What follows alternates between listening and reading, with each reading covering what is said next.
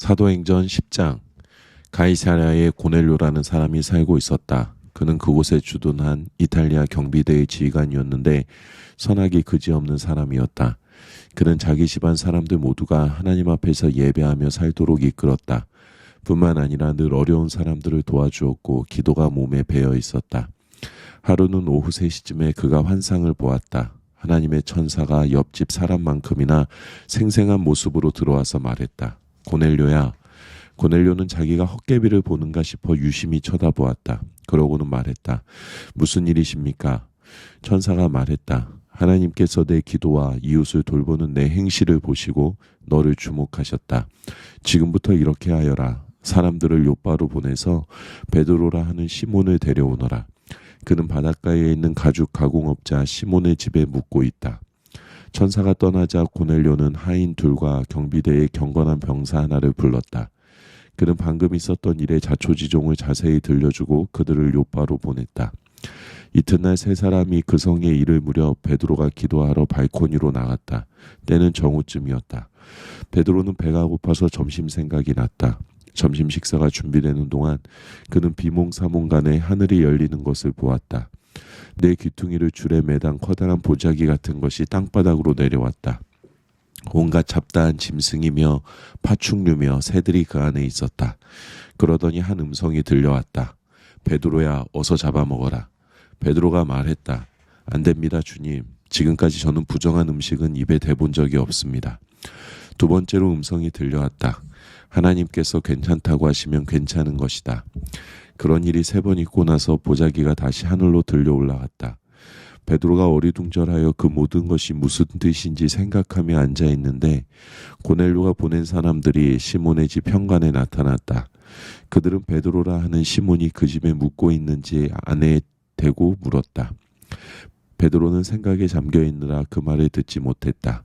성령께서 그에게 속삭이셨다. 세 사람이 문을 두드리면 너를 찾고 있다. 내려가서 그들과 함께 가거라. 아무것도 묻지 마라. 내가 보낸 사람들이다. 베드로가 내려가서 그 사람들에게 말했다. 여러분이 찾고 있는 사람이 나인 것 같습니다. 무슨 일입니까? 그들이 말했다. 고넬료 지휘관님은 의롭게 행하며 하나님을 경외하는 분으로 널리 알려져 있습니다.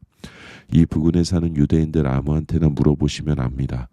그런데 거룩한 천사가 그분께 명하기를 당신을 찾아서 집으로 모셔다가 당신의 말을 들으라고 했습니다. 베드로는 그들을 집 안으로 들여 편히 쉬게 했다. 이튿날 아침에 베드로가 일어나 그들과 함께 갔다. 요바에 있던 그의 동료 몇 사람도 함께 갔다. 그 다음날 그들은 가이사랴로 들어갔다. 고넬료는 그들이 올 것을 기대하며 친척과 가까운 친구들을 불러서 함께 기다리고 있었다. 베드로가 문에 들어서자 고넬료가 일어나 그를 맞았다. 그러고는 엎드려 그에게 경배했다. 베드로가 고넬료를 잡아 일으키며 말했다. 안 될 일입니다. 나도 한낱 사람에 불과합니다. 당신과 다를 바 없는 사람일 뿐입니다. 그들은 말을 주고받으며 집 안으로 들어갔다. 고넬료는 모여있는 모든 사람에게 베드로를 소개했다. 베드로가 그들에게 말했다. 여러분도 알다시피 이것은 아주 이례적인 일입니다. 유대인들은 절대로 다른 민족 사람들을 찾아가서 편하게 어울리지 않습니다. 그러나 어느 민족도 다른 민족보다 나을 게 없다는 것을 하나님이 내게 보여주셨습니다. 그래서 여러분이 나를 부르러 왔을 때에 내가 아무것도 묻지 않고 따라온 것입니다. 이제 여러분이 왜 나를 불렀는지 들어보고 싶습니다. 고넬료가 말했다. 나흘 전 이맘때인 오후 3시쯤에 내가 집에서 기도하고 있는데 갑자기 내 앞에 어떤 사람이 나타나면서 방 안에 빛이 가득했습니다. 그 사람이 말하기를 고넬료야, 하나님께서 내가 드리는 매일의 기도와 이웃을 돌보는 내 행실을 보시고 너를 주목하셨다. 이제 너는 요바의 사람을 보내 베드로라 하는 시몬을 데려오너라. 그는 바닷가에 있는 가죽 가공업자 시몬의 집에 묵고 있다고 했습니다.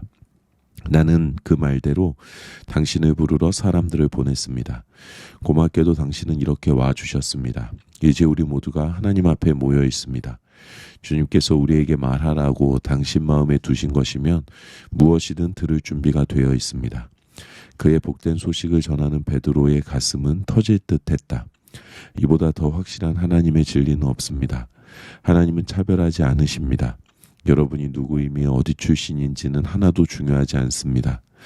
여러분이 하나님을 원하고 그분의 말씀대로 행할 각오가 되어 있다면 문은 열려 있습니다. 그분은 예수 그리스도로 말미암아 모든 것이 다시 회복되고 있다는 메시지를 이스라엘 자손에게 보내셨습니다. 이제 그분은 어느 곳에든 누구에게나 그 일을 행하고 계십니다. 유대에서 있었던 일은 여러분도 이미 알고 있습니다. 그 일은 세례자 요한이 전적인 삶의 변화를 전한 뒤에 갈릴리에서 시작되었습니다. 그때 예수께서 나사렛에서 오셔서 하나님께 성령으로 기름 부음을 받으셨습니다. 이로써 활동하실 준비가 되신 것입니다. 그분은 온 나라를 다니시며 사람들을 도우시고 마귀에게 짓눌린 모든 사람을 고쳐주셨습니다. 예수께서 이 모든 일을 하실 수 있었던 것은 하나님께서 함께 하셨기 때문입니다. 우리는 그 일을 보았습니다. 유대인의 땅과 예루살렘에서 그분이 행하신 모든 일을 보았습니다. 예루살렘에서 사람들이 그분을 십자가에 매달아 죽였습니다. 그러나 하나님께서 사흘째 되는 날에 그분을 다시 일으켜 다시 살리시고 나타내 보이셨습니다. 모든 사람이 그분을 본 것은 아닙니다. 그분이 공개적으로 누구에게나 드러나신 것은 아닙니다. 하나님께서 미리 신중하게 증인들을 택하셨습니다. 우리가 바로 그 증인들입니다. 그분이 죽은 자들 가운데서 살아나신 뒤에 그분과 함께 먹고 마신 사람들이 바로 우리입니다. 그분은 이 일을 공개적으로 알리는 일을 우리에게 맡기셨습니다. 하나님께서 산자와 죽은 자의 심판자로 정하신 이가 바로 예수있음을 엄숙히 증거하는 일을 우리에게 맡기신 것입니다. 그러나 이 일에 우리만 참여한 것은 아닙니다. 그분을 통해 죄를 용서받는다는 우리의 증언은 모든 예언자의 증언이 뒷받침합니다. 베드로의 입에서 이 말이 떨어지자마자 듣고 있던 사람들에게 성령이 임하셨다. 베드로와 함께 온 믿는 유대인들은 믿기지 않았다. 유대인이 아닌 이방인들에게 성령의 선물이 부어지는 것이 도무지 믿기지 않았던 것이다. 그러나 분명한 사실이었다. 그들은 이방인들이 방언으로 말하고 하나님을 찬양하는 소리를 들었다. 그러자 베드로가 말했다. 이 벗들에게 물로 세례를 주는데 이의가 있습니까? 이들도 우리와 똑같은 성령을 받았습니다. 아무런 의의가 없자 그는 그들에게 명하여 예수 그리스도의 이름으로 세례를 받게 했다. 그들은 베드로에게 며칠 더 묵어가기를 청했다. 사도행전 11장. 소식이 빠르게 퍼져서 예루살렘에 있는 지도자와 동료들도 곧 그 이야기를 들었다. 유대인이 아닌 이방인들도 이제 하나님의 메시지를 받아들였다는 소식을 들은 것이다. 베드로가 예루살렘에 돌아오자 그의 옛 동료 가운데 할례를 중시하는 몇몇 사람들이 그를 나무랐다. 당신이 그무리와 어깨를 맞대고 금지된 음식을 먹으며 우리 이름에 먹칠을 하다니 도대체 어찌된 일입니까? 그러자 베드로가 그들에게 처음부터 차근차근 설명했다. 최근에 내가 요빠성에서 기도하고 있었는데 비몽사몽간의 환상을 보았습니다. 내 귀퉁이를 줄에 매단 커다란 보자기 같은 것이 하늘에서 내 앞 땅바닥으로 내려왔습니다. 보자기 안에는 가축이며 들짐승이며 파충류며 새들이 가득했습니다. 그야말로 없는 게 없었습니다. 나는 넋을 잃고서 유심히 보았습니다. 그때 한 음성이 들려왔습니다. 베드로야, 어서 잡아먹어라. 나는 말했습니다. 안 됩니다, 주님. 지금까지 저는 부정한 음식은 입에 대본 적이 없습니다. 그 음성이 다시 들려왔습니다. 하나님께서 괜찮다고 하시면 괜찮은 것이다. 그런 일이 3번 있고 나서 보자기가 다시 하늘로 들려 올라갔습니다. 바로 그때 내가 묵고 있던 집에 3사람이 나타났습니다. 가이사랴에서 나를 데리러 온 사람들이었습니다. 성령께서 내게 아무것도 묻지 말고 그들과 함께 가라고 하셨습니다. 그래서 나와 6 동료는 나를 부른 사람에게 갔습니다. 그 사람은 천사가 옆집 사람만큼이나 생생한 모습으로 자기 집에 와서는 요바로 사람을 보내서 베드로라 하는 시몬을 데려오너라. 그가 너에게 내 생명뿐 아니라 내가 아끼는 모든 사람의 생명까지도 구원할 말을 해줄 것이다 하고 말했다고 했습니다. 그래서 나는 말을 시작했습니다. 그런데 대여섯 문장도 채 말하기 전에 성령이 그들에게 임하셨는데 처음 우리에게 임하실 때와 같았습니다. 요한은 물로 세례를 주었지만 너희는 성령으로 세례를 받을 것이다 하신 예수의 말씀이 떠올랐습니다. 그러니 내가 묻겠습니다. 하나님께서 우리가 주 예수 그리스도를 믿을 때 우리에게 주신 것과 동일한 선물을 그들에게도 주신다면 내가 어떻게 하나님을 막을 수 있겠습니까? 그들은 베드로가 전한 말을 다 듣더니 잠잠해졌다. 그 의미가 마음 깊이 스며들자 하나님을 찬양하기 시작했다. 이 일이 정말 일어났다. 하나님께서 다른 나라들로 돌파에 들어가셔서 그들의 마음을 열어 생명을 주셨다. 스데반의 죽음으로 촉발된 박해 때문에 사람들이 멀리 페니키아와 키프로스와 안디옥까지 갔으나 그들은 여전히 유대인들과만 말하고 교제하고 있었다. 그때 키프로스와 구레네 출신으로 안디옥에 와 있던 몇몇 사람들이 그리스 사람들과 말하기 시작하며 그들에게 주 예수의 메시지를 전했다. 하나님께서 그들이 하는 일을 기뻐하시며 그들의 일을 인정해 주셨다. 아주 많은 그리스 사람들이 믿고 주님께 돌아왔다. 예루살렘 교회가 이 소식을 듣고 바나바를 안디옥에 보내 상황을 알아보게 했다. 바나바는 도착하자마자 그 모든 일의 배후와 중심에 하나님이 계심을 보았다. 그는 적극적으로 그들과 함께하면서 그들을 지원했고 남은 평생을 지금과 같이 살도록 그들을 권면했다. 바나바는 선한 사람이었으며 뜨겁고 담대하게 성령의 길로 행하는 사람이었다. 그 공동체는 주님 안에서 크고 강하게 성장했다. 그 후에 바나바는 사울을 찾으러 다소로 갔다. 거기서 사울을 만나 안디옥으로 돌아왔다. 그들은 꼬박 1년 동안 그곳 교회에 머물면서 많은 사람들을 가르쳤다. 제자들이 처음으로 그리스도인이라고 불린 것도 안디옥에서였다. 거의 같은 시기에 몇몇 예언자들이 예루살렘에서 안디옥으로 왔다. 그 가운데 아가보라는 사람이 있었다. 하루는 그가 성령에 이끌려 일어서더니 조만간 극심한 기근으로 나라가 황폐해질 것이라고 경고했다. 제자들은 각자 힘닿는 대로 유대에 있는 동료 그리스도인들에게 도움이 되는 것은 무엇이든 보내기로 했다. 그들은 그 모은 것을 바나바와 사울 편에 보내 예루살렘의 지도자들에게 전달하도록 했다. 사도행전 12장. 바로 그 무렵 헤롯 왕의 머릿속에 교회 구성원 몇몇을 처단할 생각이 들었다. 그는 요한의 형제 야고보를 죽였다. 그 일로 인해 유대인들한테 자신의 인기가 부쩍 높아진 것을 알게 된 헤롯은 이번에는 베드로를 잡아들여 감옥에 가두고 4인조 병사 4개조로 그들을 감시하게 했다. 이 모든 일이 유월절 주간에 일어났다. 헤롯은 유월절이 지난 후에 베드로를 공개 처형할 작정이었다. 베드로가 감옥에서 삼엄한 경비를 받고 있는 동안에 교회는 그를 위해 더욱 맹렬히 기도했다. 드디어 헤롯이 그를 끌어내어 처형할 때가 다가왔다. 그날 밤 베드로는 양쪽에 한 명씩 두 병사 틈에 쇠사슬로 묶여 있으면서도 아기처럼 잘 잤다. 문에는 경비병들이 감시하고 있었다. 헤롯은 빈틈을 보이지 않았다. 갑자기 한 천사가 베드로 곁에 나타나고 감옥에 빛이 가득했다. 천사가 베드로를 흔들어 깨웠다. 서둘러라. 그의 팔목에서 쇠사슬이 벗겨졌다. 천사가 말했다. 옷을 입고 신발을 신어라. 베드로는 시키는 대로 했다. 그러자 천사가 말했다. 내 겉옷을 들고 여기서 나가자. 베드로는 따라가면서도 그가 정말 천사라고는 믿기지 않았다. 그는 자기가 꿈을 꾸고 있다고 생각했다. 그들은 첫째 경비병을 지나고 둘째 경비병을 지나 시내로 통하는 철문에 이르렀다. 그들 앞에서 문이 저절로 활짝 열렸다. 어느새 그들은 바람처럼 자유로이 거리에 나와 있었다.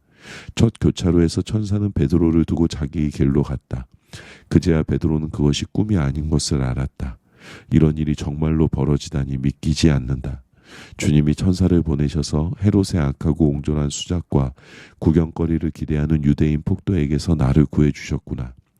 놀라움에 고개를 저으며 그는 요한, 마가의 어머니 마리아의 집으로 갔다. 그 집은 기도하는 동료들로 가득 차 있었다. 그가 마당으로 난문을 두드리자 로데라는 젊은 여자가 누구인지 보러 나왔다. 로데는 목소리를 듣고 그가 누구인지 알았다. 베드로였다. 그녀는 너무 흥분한 나머지 베드로를 길에 세워두고 문을 열어주는 것도 잊은 채 그가 왔다는 사실을 모두에게 알렸다. 그러나 사람들은 로데의 말을 믿으려 하지 않았다. 그녀와 그녀의 말을 모두 무시해버렸다. 그들은 내가 미쳤다고 말했다. 로데는 뜻을 굽히지 않았다. 그래도 그들은 그녀의 말을 믿으려 하지 않았고 베드로의 천사가 틀림없다고 말했다. 그동안 베드로는 계속 바깥에 서서 문을 기다리고 두드리고 있었다. 마침내 그들이 문을 열어 베드로를 보았다. 그들은 몹시 흥분했다.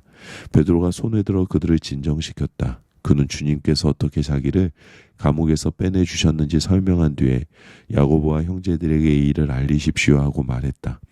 그리고는 그들을 떠나 다른 곳으로 갔다. 동이 트자 감옥에서는 난리가 났다. 베드로는 어디 있지?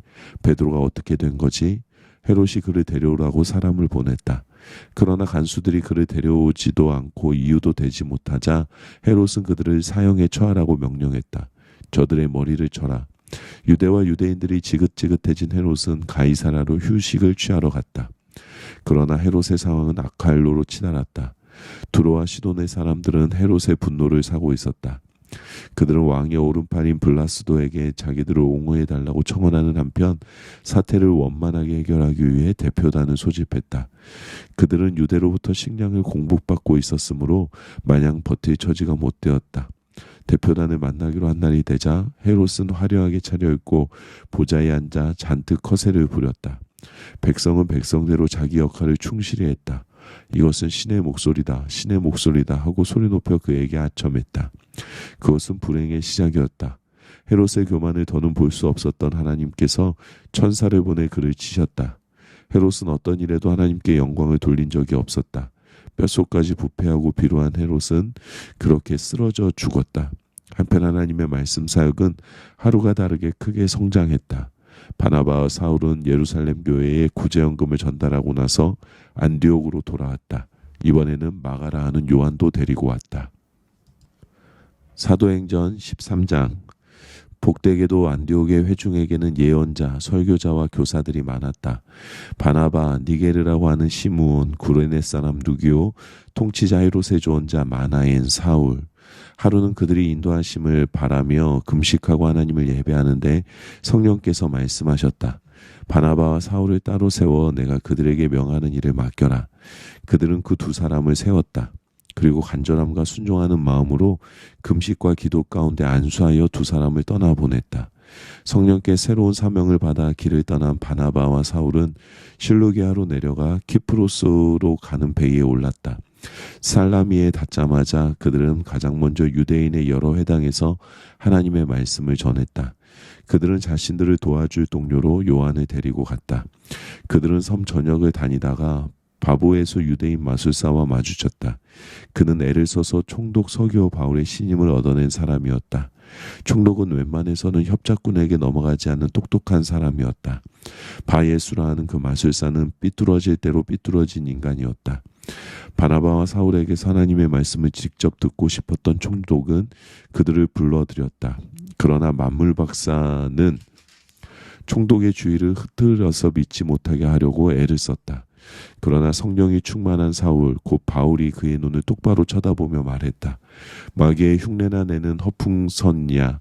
너는 사람들을 속여 하나님을 믿지 못하게 하려고 잠도 안 자고 계략을 꾸미는구나. 그러나 이제 내가 하나님과 직접 부딪혔으니 내 장난질은 끝났다. 너는 눈이 멀어서 오랫동안 햇빛을 보지 못할 것이다. 그는 곧 어두운 안개 속에 빠져들어 주변을 더듬거렸다. 사람들에게 자기 손을 잡고 길을 알려달라고 간청했다.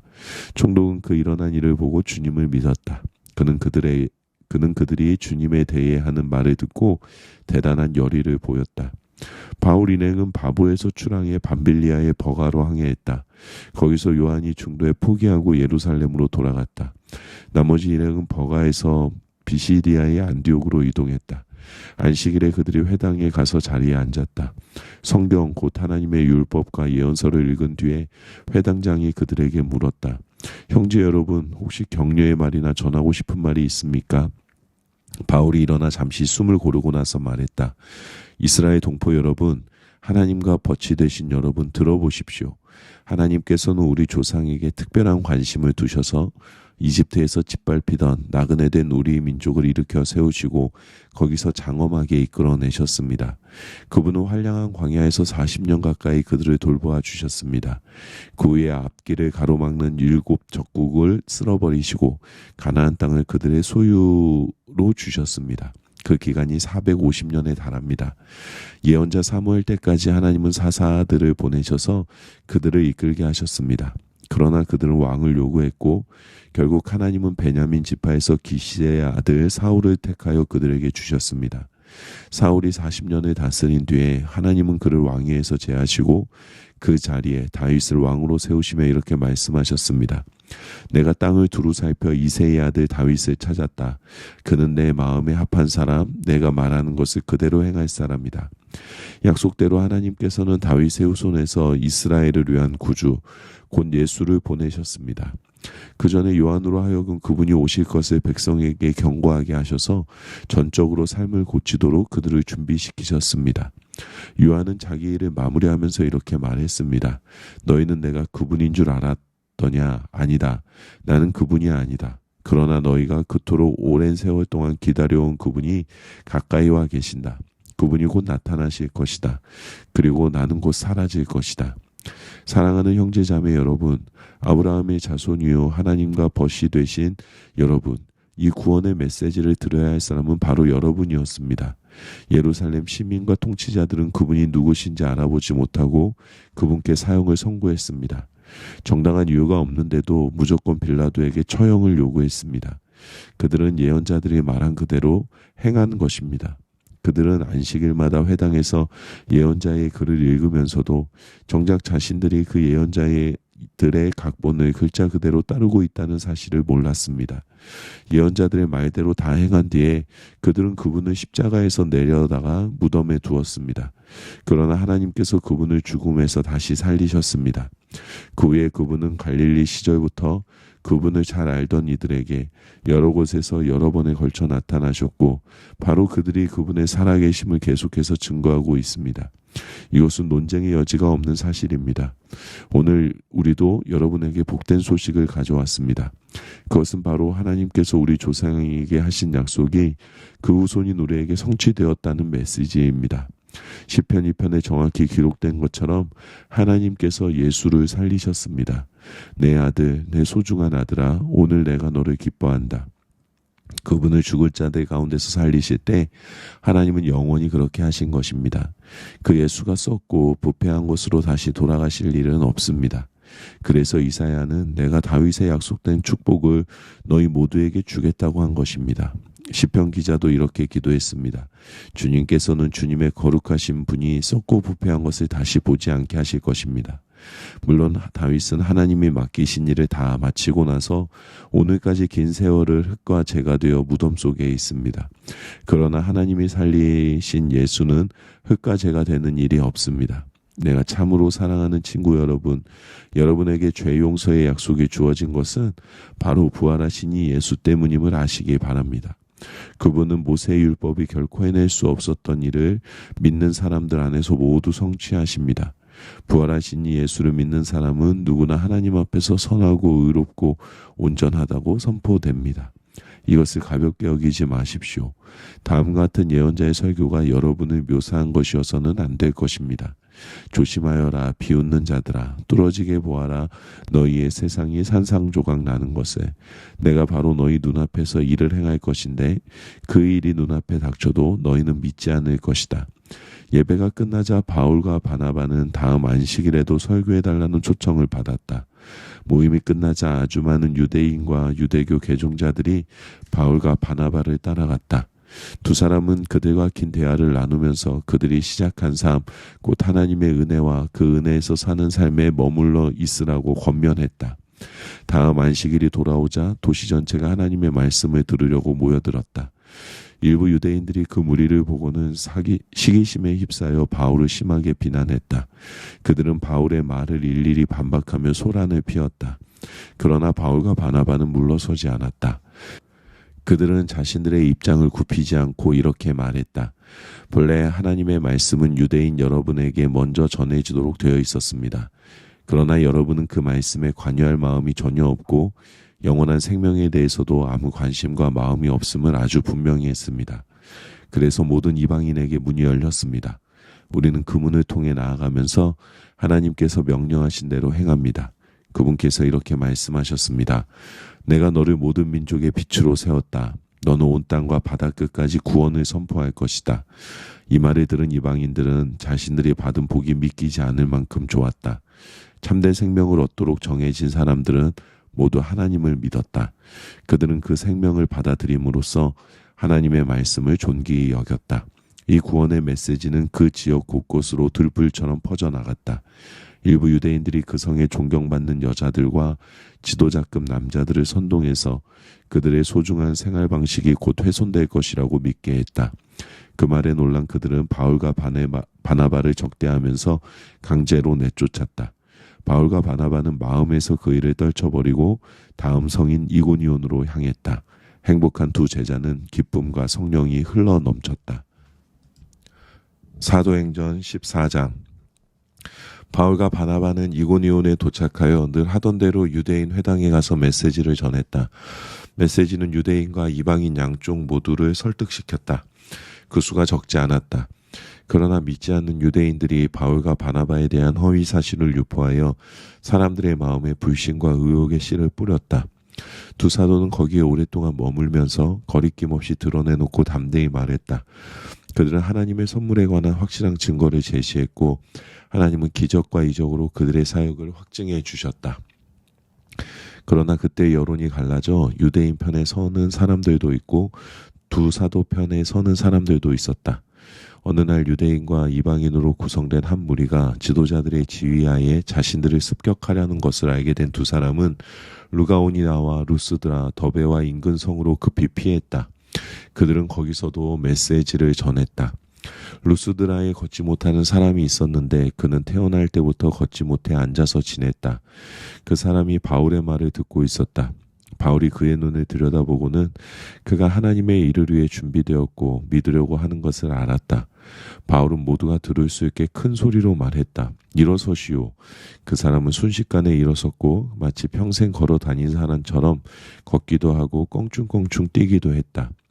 무리가 바울이 한 일을 보고 흥분해서 루가오니아 말로 외쳤다. 신들이 내려오셨다. 이 사람들은 신이다. 그들은 바나바를 제우스라고 부르고 바울을 헤르메스라고 불렀다. 인근 제우스 신당의 제사장이 행렬을 준비했다. 소와 깃발과 사람들이 문 앞에까지 늘어서서 제사를 준비했다. 바나바와 바울이 마침내 사태를 파악하고는 그들을 말렸다.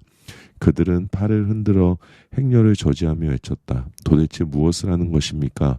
우리는 신이 아닙니다. 우리도 여러분과 같은 사람입니다. 우리는 여러분에게 메시지를 전하기 위해 여기에 왔습니다.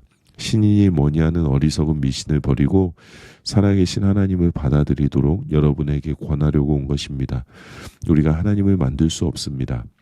하나님께서 인간과 만물, 하늘과 땅과 바다와 그 안에 있는 모든 것을 만드셨습니다. 우리 앞선 세대에는 하나님께서 각 나라마다 자기 길을 가게 두셨습니다. 그러나 그때에도 하나님께서는 아무 단서 없이 버려두신 것이 아닙니다. 그분은 좋은 자연을 만들어 주셨고 비를 내려 주셨으며 풍작을 주셨습니다. 여러분의 배가 부르고 마음이 즐거운 것은 여러분의 행위로는 누릴 수 없는 하나님의 선하심에 대한 증거였습니다. 그들이 급히 열변을 토하고 나서야 그들을 신으로 모시려는 무리의 제사 행위를 겨우 막을 수 있었다. 그 후에 유대인들 일부가 안디옥과 이고니온에서부터 바나바와 바울을 쫓아와서 변덕스러운 무리를 부추겨 그들에게 악감정을 품게 했다. 그 무리가 의식을 잃을 정도로 바울을 때리고 성 밖으로 끌고 가 죽도록 내버려 두었다. 그러나 제자들이 그를 둘러서자 바울은 의식을 되찾고 일어났다. 그는 다시 성 안으로 들어가서 이튿날 바나바와 함께 더베로 떠났다. 바울과 바나바는 더베에서 메시지를 선포하고 든든한 기둥이 될 제자들을 세운 뒤에 오던 길로 되돌아서 루스드라와 이고니온을 거쳐서 안디옥에 이르렀다. 그들은 제자들의 삶에 힘과 기운을 북돋아주고 처음 믿은 것을 굳게 붙들어 거기서 떠나지 말라고 당부했다. 그것이 쉽지 않으리라는 것을 그들에게 분명히 말했다. 누구든지 하나님 나라에 지원하는 사람이 반드시 많은 어려움을 겪어야 합니다. 바울과 바나바는 각 교회의 지도자들을 신중하게 뽑았다. 그리고 금식하고 더욱 간절히 기도를 드리고 나서 지금까지 자신들의 삶을 의탁했던 주님께 새로 뽑은 지도자들을 맡겨드렸다. 두 사람은 비시디아를 지나 밤빌리아로 되돌아왔고 버가에서 메시지를 전했다. 마침내 그들은 아탈리아에 도착해서 배를 타고 처음 출발점인 안디옥으로 돌아왔다. 하나님의 은혜로 시작해서 이제 하나님의 은혜로 무사히 돌아온 것이다. 그들은 그곳에 도착하자마자 교회 회중을 모아놓고 그동안의 여행을 보고했다. 하나님께서 어떻게 자신들을 사용하셔서 믿음의 문을 활짝 열어주셨는지, 그래서 어떻게 모든 민족이 교회로 들어올 수 있게 되었는지를 자세히 이야기했다. 그들은 그곳에 머물면서 제자들과 오랫동안 여유 있게 교제를 나누었다. 사도행전 15장. 얼마 후에 유대인들 몇 사람이 유대에서 내려와 모세의 방식대로 할례를 받지 않으면 구원을 받을 수 없다면서 모든 사람이 할례를 받아야 한다고 주장했다. 바울과 바나바가 즉시 일어나서 강력히 항의했다. 교회는 이 문제를 해결하기 위해 바울과 바나바와 다른 몇 사람을 예루살렘으로 보내 사도와 지도자들 앞에 이 문제를 내놓기로 했다. 그들은 전송을 받고 길을 떠나 페니케아와 사마리아를 지나면서 이방인들에게도 돌파구가 열렸다는 소식을 만나는 모든 사람들에게 전했다. 그 이야기를 들은 사람들은 모두 굉장한 소식이라며 환호했다. 바울과 바나바가 예루살렘에 이르자 사도와 지도자들을 비롯해 온 교회가 그들을 따뜻하게 맞아주었다. 두 사람은 최근 여행 중에 하나님께서 자신들을 사용하셔서 이방인들에게 문을 열어주신 일을 보고했다. 몇몇 바리새인들이 일어나 자신들의 의견을 밝혔다. 그들은 믿는 사람들이기는 했으나 바리새인의 강경 노선을 계속 고수하려는 이들이었다. 그들이 말했다. 이방인 개종자들에게도 할례를 주어서 모세의 율법을 지키게 해야 합니다. 사도와 지도자들이 특별회의를 소집해 이 문제를 깊이 논의했다. 여러 주장이 끊임없이 오가는 가운데 열띤 논쟁을 벌였다. 그때 베드로가 자리에서 일어나 이렇게 말했다. 친구 여러분, 여러분도 잘 알다시피 하나님께서는 이방인들도 이 복된 메시지를 듣고 받아들이기 원하신다는 것을 일찍부터 아주 분명히 밝히셨습니다. 그것도 전에 들은 말이 아니라 바로 내가 전하는 말을 직접 듣고 받아들이게 하셨습니다. 우리의 어떤 거칠애에도 속지 않으시고 언제나 사람의 생각을 아신 하나님께서 우리에게 주신 것과 똑같은 성령을 그들에게도 주셨습니다.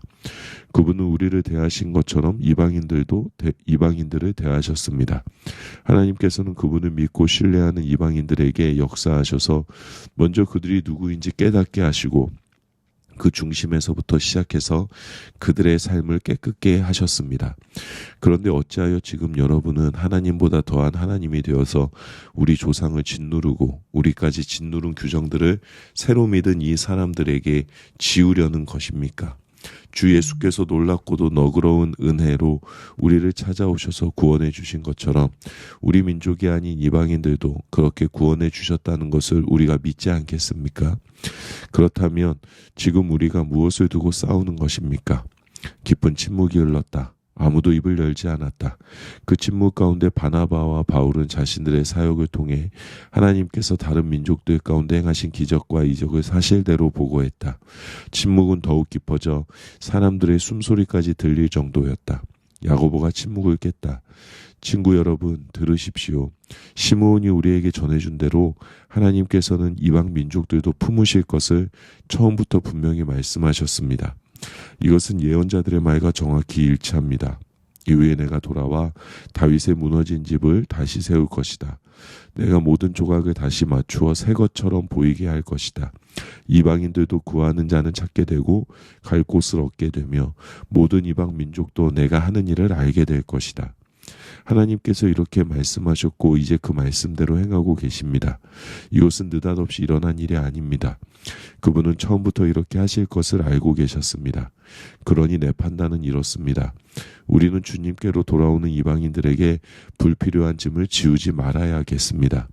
우리가 그들에게 편지를 써서 이렇게 말하는 것이 좋겠습니다. 우상과 관계된 활동에 관여하지 않도록 조심하고 성생활과 결혼의 도덕을 지키며 유대인 그리스도인들에게 거슬리는 음식, 이를테면 피 같은 것은 내놓지 마십시오. 이것은 모세가 전한 기본 지혜입니다. 이것은 우리가 안식일을 지켜 모일 때 지금까지도 어느 도시에서나 수백 년 동안 전하고 지켜온 것입니다. 사도와 지도자와 모든 사람들이 거기에 동의했다.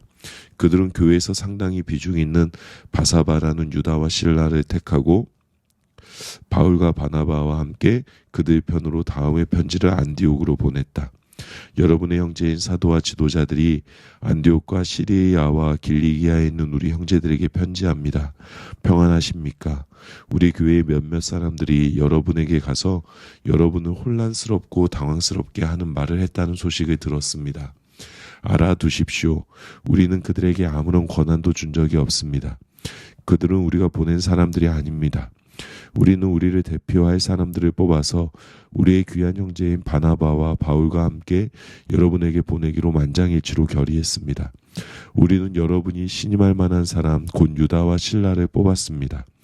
그들은 우리 주 예수 그리스도를 위해 몇 번이나 죽음까지도 마다하지 않은 사람들입니다. 우리는 그들이 여러분을 대면해서 우리가 쓴 내용이 사실임을 확증해 주도록 그들을 보냅니다.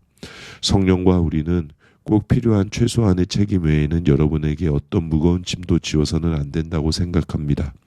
여러분은 우상과 관계된 활동에 관여하지 않도록 조심하고 유대인 그리스도인들에게 거슬리는 음식, 이를테면 피 같은 것은 내놓지 말며 성생활과 결혼의 도덕을 지키십시오. 이런 지침만 따른다면 우리 사이에는 뜻이 맞고 돈독한 관계가 충분히 유지될 것입니다. 하나님께서 여러분과 함께 하시기를 바랍니다. 그들은 안디옥으로 떠났다. 그들은 그곳에 도착해서 교회 회중을 모아놓고 편지를 읽어주었다. 사람들은 크게 안도하고 기뻐했다. 훌륭한 설교자인 유다와 실라는 많은 격려와 소망의 말로 새로운 동료들에게 힘을 실어주었다. 어느새 돌아갈 때가 되었다. 새로운 동료들 모두가 웃음과 포옹으로 그들을 전송했고 유다와 실라는 자신들을 보낸 이들에게 보고하러 가기 위해 길을 떠났다. 바울과 바나바는 안디옥에 머물면서 하나님 말씀을 가르치고 전했다. 그러나 그들은 혼자가 아니었다. 당시 안디옥에는 가르치고 전하는 사람들이 많이 있었다. 며칠 후에 바울이 바나바에게 말했다.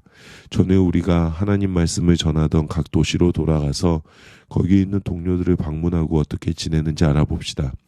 바나바는 일명 마가라 하는 요한도 데려가고 싶어 했다. 그러나 바울은 그와 함께하고 싶지 않았다. 상황이 힘들어지자 밤빌리아에서 그들을 두고 떠났던 이 중도 포기자를 데려갈 마음이 없었던 것이다. 언성이 높아지더니 결국 그들은 갈라섰다. 바나바는 마가를 데리고 배편으로 키프로스로 갔다.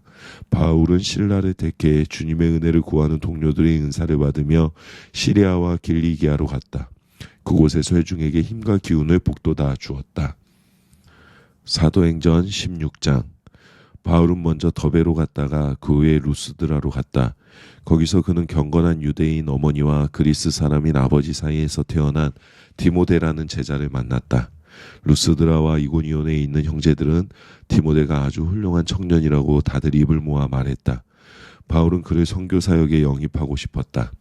그는 그 지역에 사는 유대인들에게 걸림이 되지 않도록 디모데를 따로 데려다가 먼저 할례를 주었다. 그의 아버지가 그리스 사람이라는 것을 모두가 알고 있었기 때문이다. 바울 일행은 각 도시를 다니면서 예루살렘의 사도와 지도자들이 작성한 간단한 지침을 제시해 주었다. 그 지침은 더없이 큰 도움이 되었다. 날마다 회중의 믿음이 더욱 굳건해지고 그 수가 더 많아졌다. 그들은 부르기아로 갔다가 갈라디아를 지나갔다. 그들의 계획은 서쪽으로 방향을 잡아 아시아로 가는 것이었으나 성령께서 그 길을 막으셨다. 그래서 그들은 무시아로 갔다. 거기서 북쪽 비두니아로 가려고 했으나 예수의 영께서 그쪽으로 가는 것도 허락지 않으셨다. 그래서 그들은 다시 무시아를 지나 드로아 항으로 내려갔다. 그날 밤에 바울은 꿈을 꾸었다. 마케도니아 사람 하나가 멀리 해안에 서서 바다 건너 이쪽을 향해 외쳤다. 마케도니아로 건너와서 우리를 도와주십시오. 그 꿈이 바울의 갈 길을 정해주었다. 우리는 곧장 마케도니아로 건너갈 준비에 착수했다. 모든 조각이 꼭 들어맞았다. 이제 하나님께서 유럽 사람들에게 복된 소식을 전하라고 우리를 부르셨음을 확신했다. 드로아항을 떠나 사모드라게로 직행했다.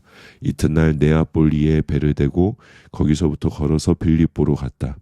빌립보는 마케도니아의 주요 도시이자 더 중요하게는 로마의 식민지였다. 우리는 거기서 며칠을 묵었다. 안식일에 우리는 시내를 벗어나 기도 모임이 있다는 곳으로 강을 따라 내려갔다. 우리는 그곳에 모여있는 여자들 곁에 자리를 잡고서 그들과 이야기를 나누었다. 그들 가운데에는 값비싼 직물을 파는 루디아라는 여자가 있었다. 루디아는 두아디라 출신의 상인인데 하나님을 경외하는 여자로 알려져 있었다. 우리의 말을 열심히 듣던 중에 주님께서 루디아에게 믿는 마음을 주셨다. 그래서 그녀는 믿었다. 루디아는 자기 집에 있는 모든 사람과 함께 세례를 받은 뒤에 우리를 대접하고 싶은 마음에 이렇게 말했다. 내가 이 일에 당신들과 하나이며 참으로 주님을 믿는 줄로 당신들이 확신한다면 우리 집에 오셔서 머물러 주십시오. 우리는 주저했으나 그녀는 절대로 우리의 거절을 받아들일 태세가 아니었다. 하루는 기도 장소로 갔다가 한 여종과 우연히 마주쳤다. 그 여자는 점을 쳐서 자기 주인들에게 많은 돈을 벌어주는 점쟁이였다. 그 여자는 바울을 따라다니면서 이 사람들은 지극히 높으신 하나님을 위해 일하고 있습니다. 여러분을 위해 구원의 길을 놓고 있습니다. 하고 소리치며 모든 사람의 이목을 우리에게 집중시켰다. 그 여자가 며칠을 그렇게 하자 바울은 너무도 성가셨다. 그가 돌아서서 그 여자를 사로잡고 있는 귀신에게 명령했다. 예수 그리스도의 이름으로 명한다. 나오너라. 이 여자에게서 나오너라. 그러자 그 명령대로 귀신이 떠나가 버렸다. 그 여자의 주인들이 자신들의 돈벌이 되는 사업이 순식간에 망한 것을 알고 바울과 실라를 쫓아가서 우격다짐으로 그들을 붙잡아 광장으로 끌고 갔다. 그러자 경비대가 그들을 체포해 법정으로 끌고 가서 고발했다. 이 자들은 평화를 어지럽히고 있습니다. 우리 로마법과 질서를 파괴하는 위험한 유대인 선동자들입니다. 어느새 무리는 흥분한 폭도로 변해 있었다. 판사들은 폭도와 한편이 되어서 바울과 실라의 옷을 찢어 벗기고 그들에게 공개 태형을 명령했다. 그들은 시퍼런 멍이 들도록 그 두 사람을 때린 뒤 감옥에 가두고 탈출은 꿈도 꾸지 못하도록 삼엄하게 감시하라고 간수에게 명령했다. 간수는 명령대로 감시가 가장 삼엄한 감옥에 그 두 사람을 가두고 발에 족쇄를 채웠다. 자정쯤에 바울과 실라가 기도하며 힘차게 하나님을 찬송했다. 다른 죄수들은 자신의 길을 의심했다. 그때 난데없이 큰 지진이 일어났다. 감옥이 흔들리며 감옥문이 모두 열렸고 죄수들은 묶어놓은 것들도 다 풀렸다. 간수가 잠을 자다가 놀라서 깨어보니 감옥문이 다 열려 제멋대로 흔들리고 있었다. 그는 죄수들이 탈출한 줄 알고 어차피 자신은 죽은 목숨이라는 생각에 칼을 뽑아 자살하려고 했다. 그때 바울이 그를 말렸다. 그러지 마시오. 우리 모두가 여기 그대로 있습니다. 아무도 달아나지 않았습니다. 간수는 횃불을 들고 급히 안으로 들어갔다. 그는 부들부들 떨면서 바울과 실라 앞에 무너지듯 주저앉았다. 그는 그들을 감옥 바깥으로 데리고 나와서 물었다. 선생님, 내가 어떻게 하면 구원을 얻어 참으로 살 수 있겠습니까? 그들이 말했다. 주 예수를 온전히 믿으시오. 그러면 당신이 바라는 참된 삶을 살게 될 것입니다. 당신 집안의 사람들도 모두 마찬가지입니다. 그들은 주님에 대한 이야기를 자세히 설명해 주었다. 그 이야기를 할 때 그의 가족도 모두 함께 있었다. 그날 모두가 꼬박 밤을 새웠다. 간수는 그들이 편히 쉴 수 있도록 했고 상처를 싸매 주었다. 그러고 나서 그와 가족 모두가 세례를 받았다. 아침까지 기다릴 수 없었던 것이다. 축하의 뜻으로 그는 자기 집에서 음식을 대접했다. 잊지 못할 밤이었다. 그와 온 가족이 하나님을 믿었다. 집안 모든 사람이 기뻐하며 잔치를 벌였다. 동이 트자 법정 판사들이 관리들을 보내어 지시했다. 그 사람들을 풀어주어라. 간수가 바울에게 그 말을 전했다.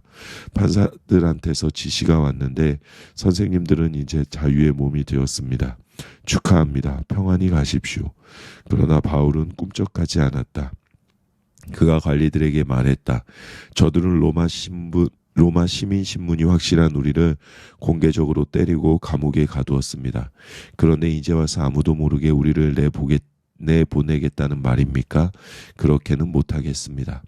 여기서 우리를 내보내려면 저들이 직접 와서 환한 대낮에 우리를 데리고 나가야 할 것입니다. 관리들이 이 말을 보고하자 판사들이 당황했다. 그들은 바울과 실라가 로마 시민인 줄은 전혀 몰랐다. 그들은 급히 와서 사과했다. 그리고 두 사람을 감옥에서부터 직접 호송해 나가면서 그들에게 그 도시를 떠나달라고 간청했다. 감옥에서 나온 바울과 실라는 곧장 루디아의 집으로 가서 동료들을 다시 만났다. 믿음 안에서 그들을 격려하고 길을 떠났다. 사도행전 17장. 그들은 남쪽 길을 택해 암비볼리와 아볼로니아를 지나 데살로니가로 갔다. 그곳에는 유대인 공동체가 있었다. 바울은 평소 하던 대로 그 시내의 회당으로 가서 3번의 안식일 동안 성경을 가지고 말씀을 전했다. 그는 그들이 평생 읽어온 성경 본문의 뜻을 풀어주었다. 그들로 하여금 메시아께서 반드시 죽임을 당하고 죽은 자들 가운데서 살아나야 하며 그 밖에 다른 길은 없으며 지금 여러분에게 소개하는 이 예수가 바로 그 메시아라는 사실을 깨닫도록 해주었다. 그들 가운데 일부가 설득되어 바울과 실라에게 합류했다. 그 중에는 하나님을 경외하는 그리스 사람들이 아주 많았고 귀족층 여자들도 여럿 있었다. 그러나 강경파 유대인들은 그들의 개종에 격분했다. 시기심에 휩싸인 그들은 거리에 사나운 불량배들을 끌어모아 시내의 공포 분위기를 조성하며 바울과 실라를 추적했다. 그들은 바울과 실라가 아손의 집에 있는 줄 알고 그곳으로 쳐들어갔다. 거기서 2사람을 찾지 못하자 그들은 야손과 그 친구들을 대신 붙잡아 시원로들 앞으로 끌고 갔다. 그러고는 미친 듯이 소리쳤다. 이들은 세상을 무너뜨리려는 자들입니다. 이제 우리 문화까지 나타나서 우리가 소중히 여기는 모든 것을 공격하고 있습니다. 예수가 왕이고 황제는 아무것도 아니라고 말하는 이 반역자와 배반자들을 야손이 숨겨주고 있습니다. 시원로들과 모여든 사람들은 그 말을 듣고 크게 놀랐다.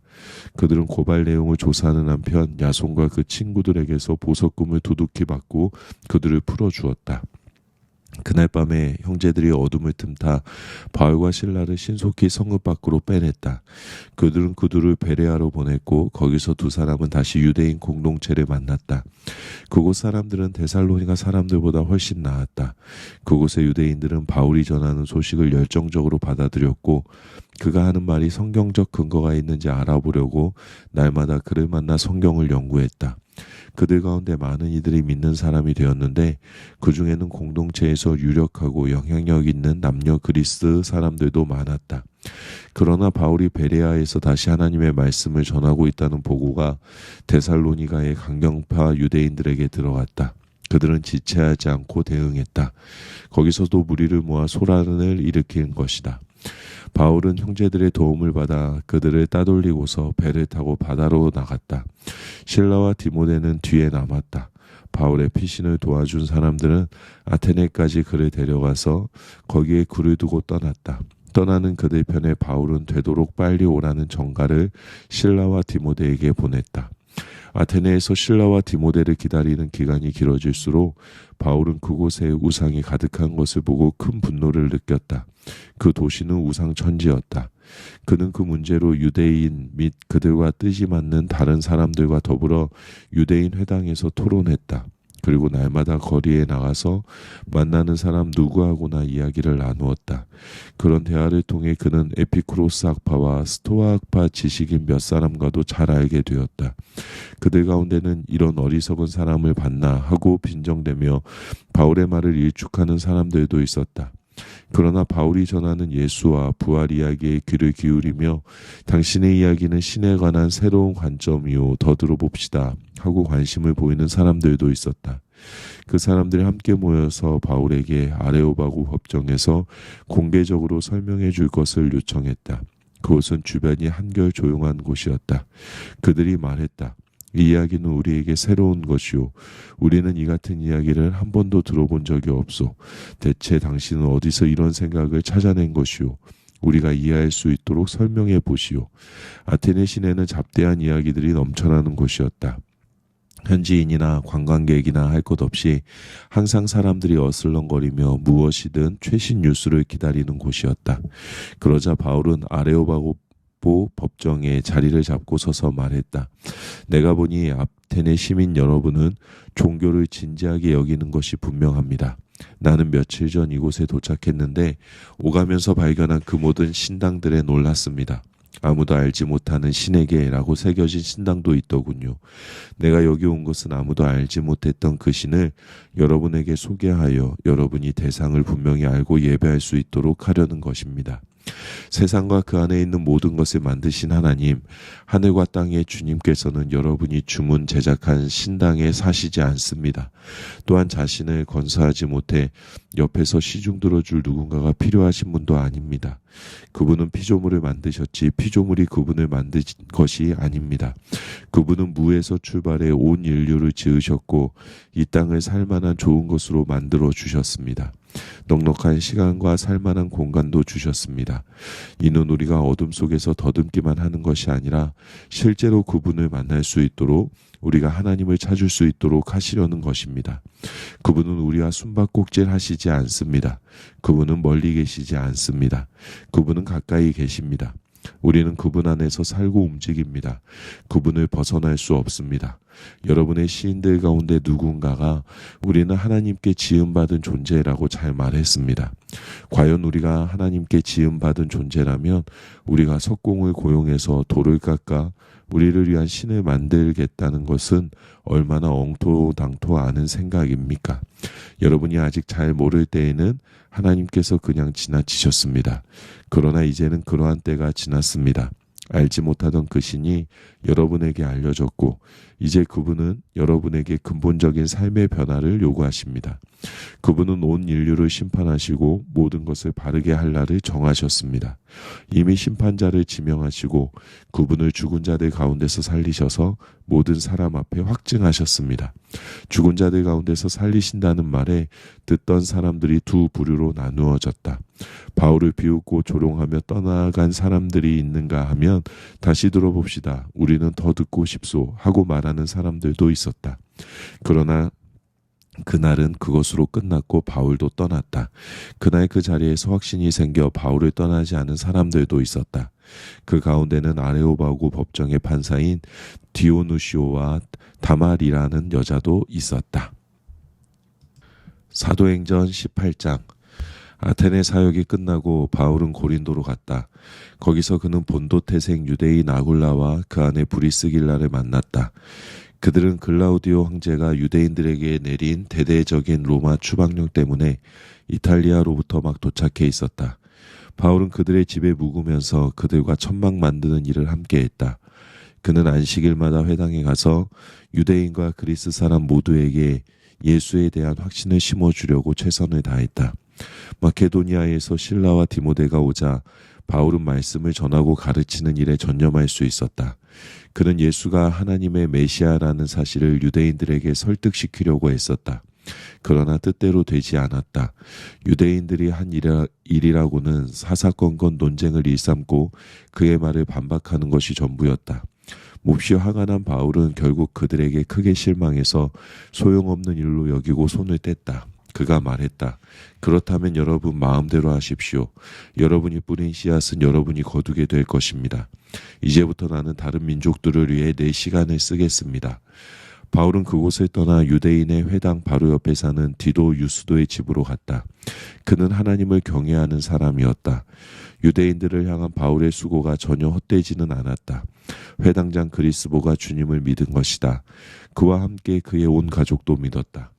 바울의 말을 듣는 중에 아주 많은 고린도 사람들이 믿고 세례를 받았다.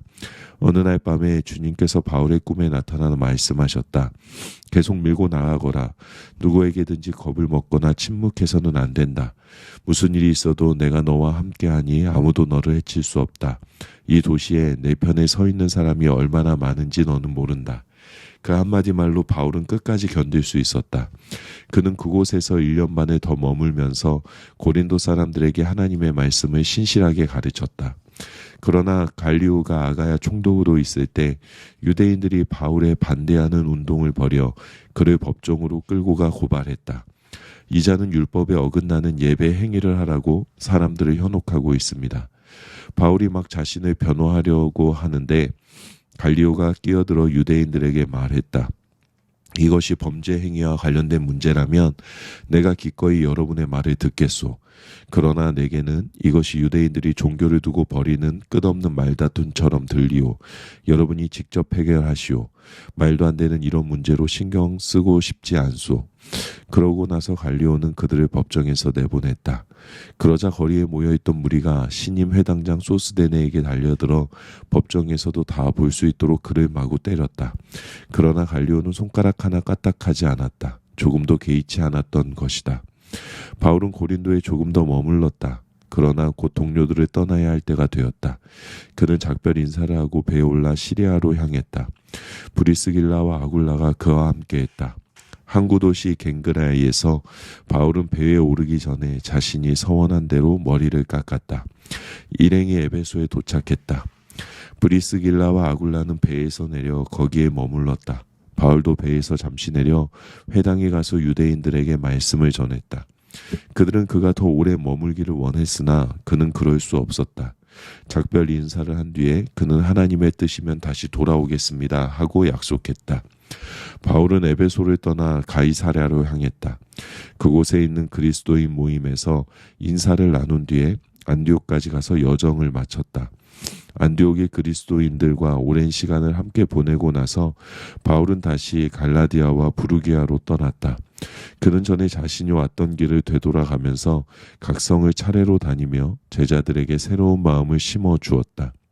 아볼로라는 사람이 에베소에 왔다. 그는 이집트 알렉산드리아 태생의 유대인이었는데 유창한 말로 성경 말씀을 힘있게 전하는 탁월한 웅변가였다. 그는 주님의 도를 잘 교육받았고 열정으로 불타오르는 사람이었다. 그가 예수에 대해 가르치는 내용은 아주 정확했으나 그 가르침은 요한의 세례까지밖에 이르지 못했다. 아볼로가 회당에서 말씀을 힘있게 전하는 것을 들은 브리스길라와 아굴라는 그를 따로 데려다가 그가 알지 못하는 나머지 이야기를 들려주었다. 아볼로가 아가야로 가기를 결정하자 에베소의 동료들이 그를 축복해 주었다. 그리고 그곳의 제자들에게 두 팔 벌려 그를 영접하도록 추천장을 써주었다. 과연 그를 기쁘게 맞아들인 보람이 있었다. 하나님의 크신 자비로 믿는 사람이 된 이들에게 아볼로는 큰 도움이 되었다. 특히 그는 유대인들과의 공개 토론에 능하여 예수가 참으로 하나님의 메시아라는 증거를 성경을 근거로 설득력 있게 제시했다. 사도행전 19장. 아볼로가 고린도에 가 있는 동안 바울은 높은 지역을 거쳐 에베소에 이르렀다. 거기서 몇몇 제자들을 만난 바울은 먼저 이런 말부터 꺼냈다. 여러분이 믿을 때에 성령을 받았습니까? 여러분은 하나님을 머리에만 모셨습니까? 아니면 마음에도 모셨습니까? 그분이 여러분 안에 들어오셨습니까? 성령이라니요? 하나님이 우리 안에 계신다고요? 그런 말은 처음 듣습니다. 그럼 세례는 어떻게 받았습니까? 바울이 물었다. 요한의 세례를 받았습니다. 아, 그렇군요. 바울이 말했다. 요한은 자기 뒤에 오실 분을 받아들이도록 사람들을 준비시키기 위해 세례를 베풀었습니다.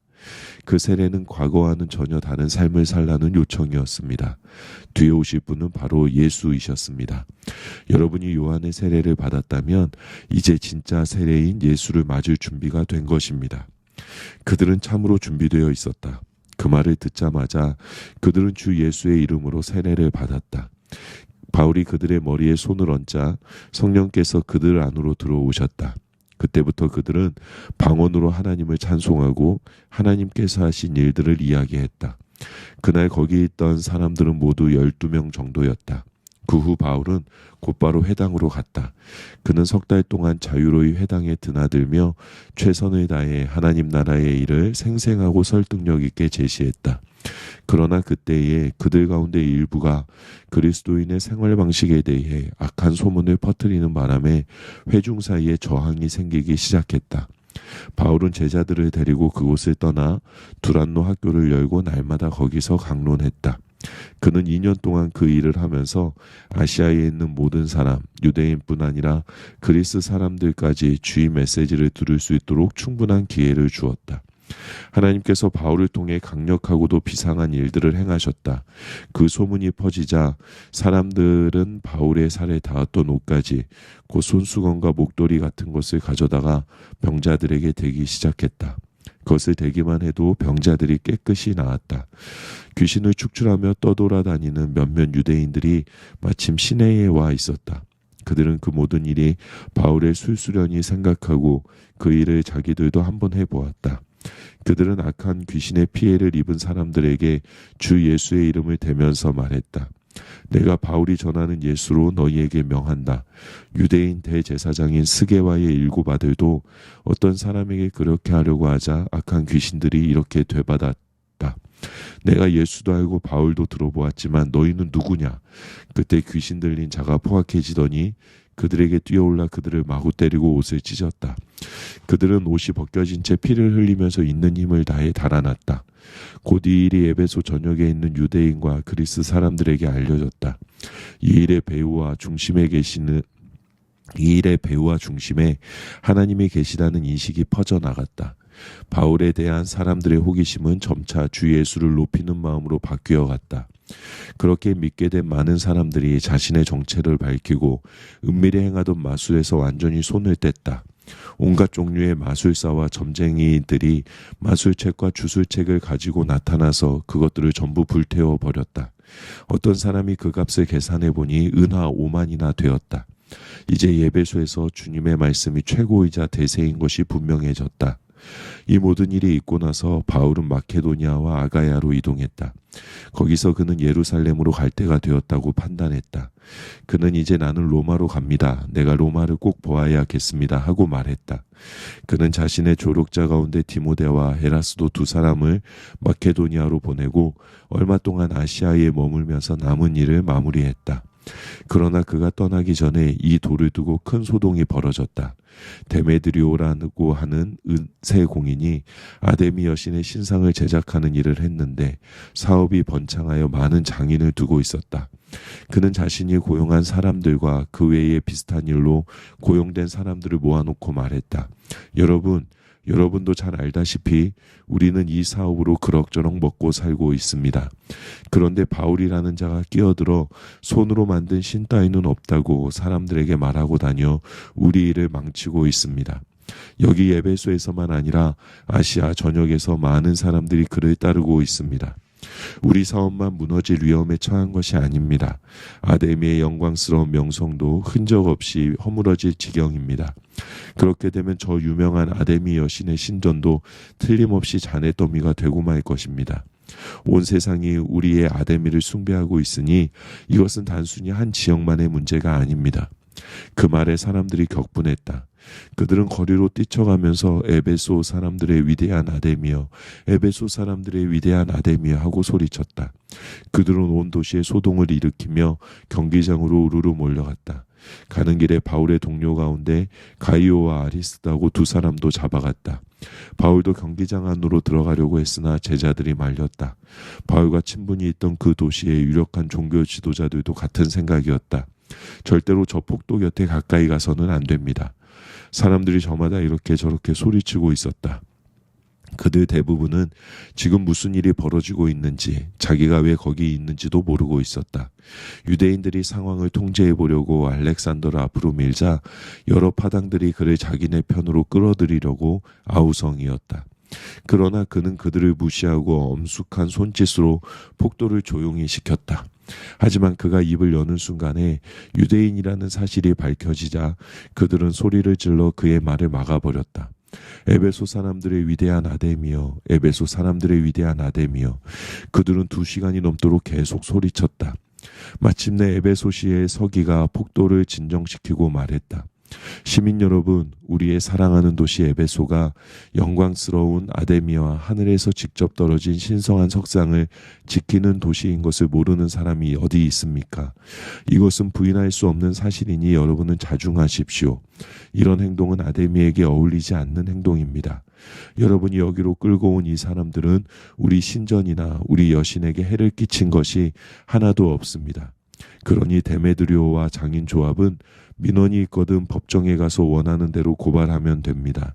그 밖에 고충이 있거든 정기 시민회의에 상정해서 해결하도록 하십시오. 오늘 벌어진 일은 변명의 여지가 없습니다.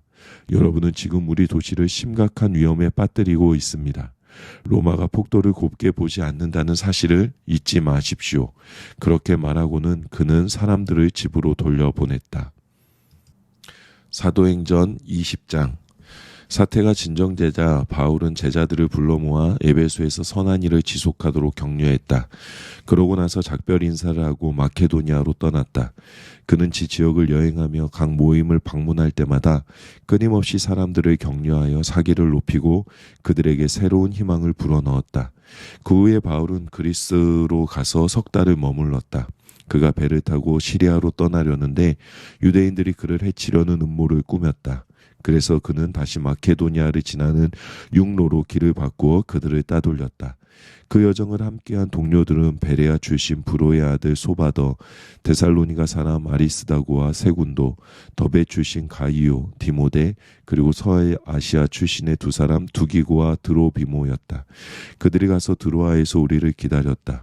한편 우리는 6월절 주간을 빌립보에서 보낸 뒤에 배를 타고 떠났다. 우리는 닷새 만에 다시 드로아에 가서 한 주를 머물렀다. 일요일에 우리는 모여서 예배를 드리고 주님의 만찬을 기념했다. 바울은 회중에게 강론했다. 우리는 다음 날 아침 일찍 떠날 예정이었으나 바울의 이야기가 밤늦게까지 길게 이어졌다. 우리가 모인 곳은 불을 환하게 밝힌 다락방이었다. 유두고라는 청년이 창을 열고 걸터 앉아 있었다. 바울의 이야기가 계속되자 깊이 잠들었던 유두고가 3층 창문 밖으로 떨어졌다. 사람들이 일으켜 보니 그가 죽어 있었다. 바울이 내려가서 그 위에 엎드려 그를 꼭 끌어안고 말했다. 그만두르시오. 그에게 아직 생명이 있습니다. 그 후에 바울이 일어나서 주의 만찬을 베풀었다. 그는 새벽까지 믿음의 이야기를 계속해서 전했다. 그런 분위기 속에서 사람들이 떠났다. 바울과 회중은 각자의 길을 갔다. 다시 살아난 유두고를 데리고 가면서 그들은 모두 생명으로 충만했다. 한편 남은 우리는 먼저 배를 타고 아소로 향했다. 거기서 우리는 바울을 태울 계획이었다. 바울이 아소까지 걸어가기를 원해서 미리 일정을 맞추어 둔 것이다. 이른 계획대로 되어 우리는 아소에서 그를 만나 배에 태우고 미둘레네로 향했다. 이튿날 우리는 기호 맞은편에 들렀다가 다음날 사모를 거쳐 밀레도에 이르렀다. 바울은 아시아에서 시간을 지체하지 않으려고 에베소를 지나치기로 했다. 그는 오순절에 맞춰 예루살렘에 도착하려고 서둘렀다. 바울이 밀레도에서 에베소로 사람을 보내 회중의 지도자들을 불렀다. 그들이 도착하자 바울이 말했다. 여러분도 알다시피 나는 아시아에서 도착한 첫날부터 전적으로 여러분과 함께 지냈습니다. 어떤 상황에서도 목숨을 걸고 주님을 섬겼고 나를 죽이려는 유대인들의 끝없는 계략을 참아냈습니다. 나는 어떤 경우에도 인색하게 굴거나 입속을 챙기지 않았고 여러분의 삶의 변화를 가져다줄 진리와 격려의 말을 여러분에게 아낌없이 주었습니다. 나는 여러분을 사람들 앞에서나 여러분의 집에서 가르치면서 유대인에게나 그리스 사람에게나 똑같이 하나님 앞에서 삶을 근본적으로 고치고 우리 주 예수를 철저히 신뢰하도록 당부했습니다. 그러나 지금 내 앞에는 또 하나의 긴급한 일이 있습니다. 예루살렘으로 가야 한다는 부담입니다. 거기에 가면 무슨 일이 벌어질지 나는 전혀 모릅니다. 쉽지 않을 것이 분명합니다. 내 앞에 고난과 투옥이 있을 것을 성령께서 거듭해서 분명히 말씀해 주셨습니다. 그러나 그것이 나에게는 별로 중요하지 않습니다. 나에게 가장 중요한 것은 하나님께서 시작하시는 일을 마치는 것입니다. 주 예수께서 내게 맡기신 사명, 곧 믿을 수 없을 만큼 후히 베푸시는 하나님의 자비를 내가 만나는 모든 사람에게 알리는 것입니다. 오늘은 작별하는 날입니다. 여러분은 나를 다시는 보지 못할 것입니다. 나도 여러분을 다시는 보지 못할 것입니다. 나는 오랫동안 여러분 사이를 오가며 이제 막이 오른 하나님 나라를 선포했습니다. 나는 여러분을 위해 최선을 다했습니다. 내 모든 것을 여러분에게 주었으며 여러분을 향한 하나님의 뜻을 하나도 남김없이 전했습니다. 이제 모든 것이 여러분에게 달려 있습니다. 여러분 자신을 위해서나 양떼인 회중을 위해서나 긴장을 늦추지 마십시오. 성령께서 이 하나님의 사람들을 여러분에게 맡기셔서 교회를 지키시고 보호하게 하셨습니다. 하나님께서 친히 이들을 위해 죽을 가치가 있다고 여기셨습니다. 내가 떠나자마자 흉악한 이리들이 나타나서 이 양들을 맹렬히 공격하리라는 것을 압니다. 여러분의 무리 중에서 나온 자들이 제자들을 유혹하여 예수 대신에 자기들을 따르게 하려고 왜곡된 이야기를 할 것입니다. 그러니 늘 깨어 경계하십시오. 지난 3년 동안 내가 여러분과 함께 끝까지 포기하지 않고 견디면서 여러분 한 사람 한 사람에게 내 마음을 쏟았던 것을 잊지 마십시오. 이제 나는 여러분을 놀라우신 우리 하나님께 맡겨드립니다. 하나님의 은혜로운 말씀이 여러분을 그분이 원하시는 모습으로 만드실 수 있고 이 거룩한 형제들의 이 공동체에서 여러분에게 필요한 것을 다 공급해 주실 수 있습니다. 여러분이 잘 알다시피 나는 재물이나 유행에는 관심이 없습니다. 나는 내 자신과 또 나와 함께 일하는 사람들의 기본적인 필요를 맨손으로 해결했습니다. 무슨 일을 하든지 약한 사람들 편에서 일하고 그들을 이용하지 않아야 한다는 것을 여러분에게 본으로 보였습니다. 받는 것보다 주는 것이 훨씬 행복하다고 하신 우리 주님의 말씀을 늘 기억한다면 여러분은 이 부분에서 잘못되지 않을 것입니다. 말을 마치고 나서 바울은 무릎을 꿇고 기도했다. 그들도 다 무릎을 꿇었다. 하염없이 눈물이 흘렀다. 그들은 바울을 꼭 붙들고서 그를 보내려고 하지 않았다. 그들은 이제 다시는 그를 보지 못할 것을 알았다. 그렇게 되리라고 바울이 아주 분명히 말했기 때문이다. 마음이 몹시 아팠으나 마침내 그들은 용기를 내어 그를 배까지 배웅했다. 사도행전 21장. 눈물 어린 작변을 뒤로하고 우리는 길을 떠났다.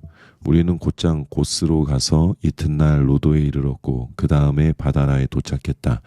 거기서 페니케아로 직항하는 배를 찾아 그 배를 타고 출발했다. 시리아로 항로를 잡고 가는 동안에 왼쪽으로 키프로스가 시야에 들어왔다가 곧 사라졌다. 마침내 우리는 두로항에 정박했다. 짐을 내리는 동안 우리는 현지에 있는 제자들을 찾아가 그들과 함께 일회를 지냈다. 그들이 성령을 힘입어 앞니를 내다보고 바울에게 예루살렘으로 가지 말라는 말을 전했다. 시간이 다 되자 그들은 시내에서 부두까지 우리를 바래다 주었다. 남녀노소 할 것 없이 모두가 따라왔다. 그 자리가 송별회가 되었다. 바닷가에서 우리는 모두 무릎을 꿇고 기도했다.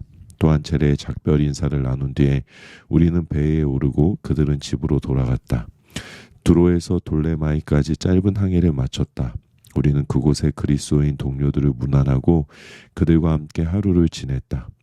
아침에 우리는 가이사라로 가서 7사람 중 하나인 전도자 빌립의 집에 묵었다. 빌립에게는 예언하는 처녀딸이 4명 있었다. 그곳에 있은 지 며칠 지난 후에 아가보라는 예언자가 우리를 보려고 유대에서 내려왔다.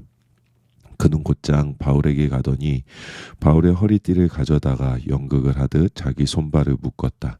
그러고는 이렇게 말했다. 성령께서 예루살렘의 유대인들이 이 허리띠의 주인을 이렇게 묶어서 하나님을 모르는 믿지 않는 자들에게 넘겨줄 것이다 라고 말씀하십니다. 그 말을 들은 우리와 그날 거기에 있던 모든 사람들이 바울에게 예루살렘으로 가겠다는 완강한 고집을 버리라고 간청했다. 그러나 바울은 뜻을 굽히지 않았다. 왜 이렇게 야단들입니까? 왜 소란을 피워 나를 더 힘들게 합니까? 여러분은 이 일을 거꾸로 보고 있습니다. 예루살렘에서 중요한 문제는 나를 체포하든 죽이든 그들이 나한테 하는 일이 아니라 나의 순종을 통해 주 예수께서 하시는 일입니다. 그것을 모르시겠습니까? 그의 결심이 조금도 흔들리지 않는 것을 보고서 우리는 단념했다. 우리는 이제 하나님 손에 있습니다. 주님께서 알아서 해 주십시오 하고 말했다. 얼마 지나지 않아 우리는 짐을 꾸려 예루살렘을 향해 길을 떠났다. 가이사랴에서 온 제자들 몇 사람이 우리와 함께 가서 우리를 나손의 집에 데려다 주었다. 그는 우리를 따뜻하게 맞아 주었다. 그는 키프로스 태생으로 초기 제자들 가운데 한 사람이었다. 예루살렘에서 동료들이 우리를 보고 반가워하며 두 팔 벌려 우리를 맞아 주었다. 이튿날 아침 먼저 우리는 바울을 데리고 가서 야고보를 만났다. 교회의 지도자들도 다 그 자리에 있었다. 안부와 몇 마디 인사말을 나눈 뒤에 바울은 그동안 하나님께서 자신의 사역을 통해 이방인들 가운데 행하신 일을 하나하나 자세히 이야기해 주었다. 그들은 이야기를 듣고 기뻐하며 하나님께 영광을 돌렸다. 그들도 들려줄 이야기가 있었다. 그동안 여기에 무슨 일이 있었는지 보십시오. 하나님을 경외하는 유대인 수만 명이 예수를 믿게 되었습니다. 그러나 그들이 모세의 율법을 지키는데 어느 때보다 열심이다 보니 문제도 있습니다. 유대인들 사이에서 들리는 말이 당신이 믿지 않는 이방인들 속에서 살아가는 믿는 살아가는 믿는 유대인들에게 모세를 가볍게 여겨도 된다고 하면서 자녀들에게 할례를 주지 않아도 되고 옛 전통도 지킬 필요가 없다고 가르친다고 합니다. 그러나 그것은 그들이 전혀 받아들일 수 없는 일입니다. 당신이 시내에 들어온 것을 그들이 알면 어찌 될지 걱정입니다. 곤란한 일이 생길 것입니다. 그러니 이렇게 합시다. 우리 인행 가운데 정결 예식을 하기로 서원했으나 돈이 없어 행하지 못한 네 사람이 있습니다. 당신이 그들의 서원에 참여해서 그들의 비용을 대주십시오. 그러면 당신에 대해 떠도는 소문이 사실무근이며 당신이 모세의 율법을 철저히 존중한다는 것이 모든 사람 앞에 분명해질 것입니다. 당신이 이렇게 요청한다고 해서 믿는 사람이 된 이방인들에 대해 전에 우리가 합의한 내용을 되돌리는 것은 아닙니다. 우리는 그 편지에 쓴 내용을 계속해서 굳게 붙들고 있습니다. 우상과 관계된 활동에 관여하지 말고 유대인 그리스도인들에게 거슬리는 음식을 내놓지 말며 성생활과 결혼의 도덕을 지킬 것을 말입니다. 바울은 그들의 제안대로 했다. 그 사람들을 데리고 가서 그들의 서원에 참여하고 그들의 비용을 댔다. 이튿날 그는 성전에 가서 그것을 공식화했다. 각 사람의 정결 예식을 위한 제사를 드리고 그 제사가 끝날 때까지 거기에 머물렀다. 그들의 정결 예식에 필요한 이래가 거의 끝나갈 무렵 에베소 근방에서 온 몇몇 유대인들이 성전에서 바울을 발견했다. 그들은 당장 그곳을 뒤집어 놓았다. 그들은 바울을 붙잡고 목이 터져라 외치기 시작했다. 도와주시오. 이스라엘 동포 여러분 도와주시오.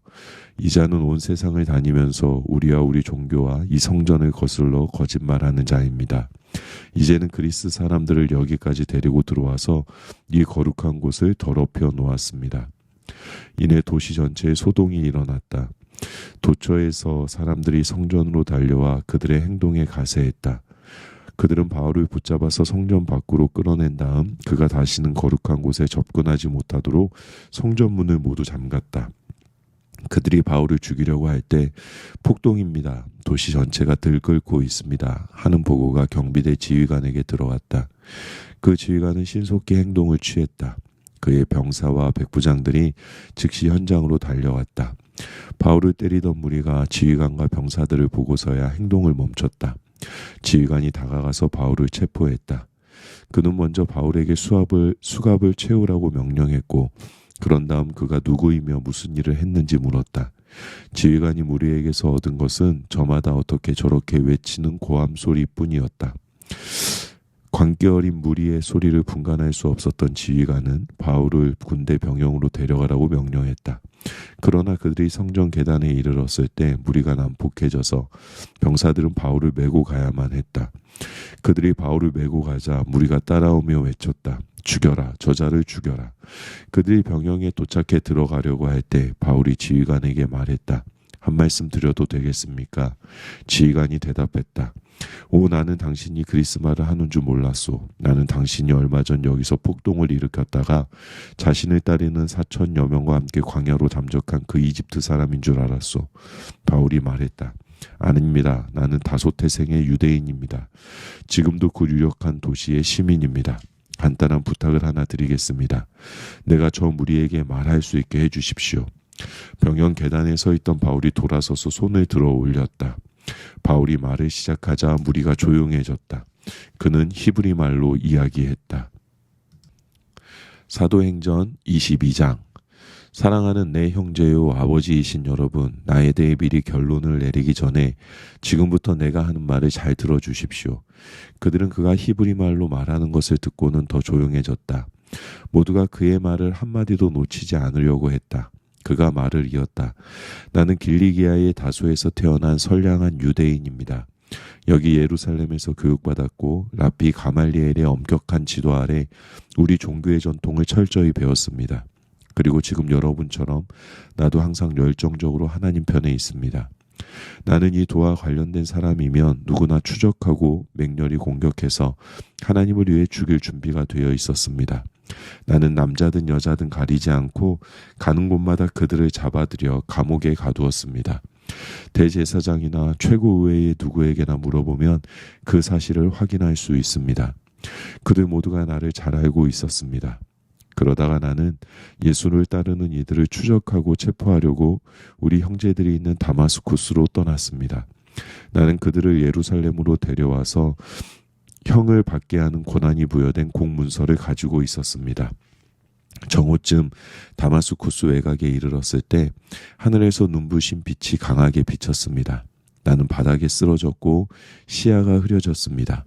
그때 한 음성이 들렸습니다.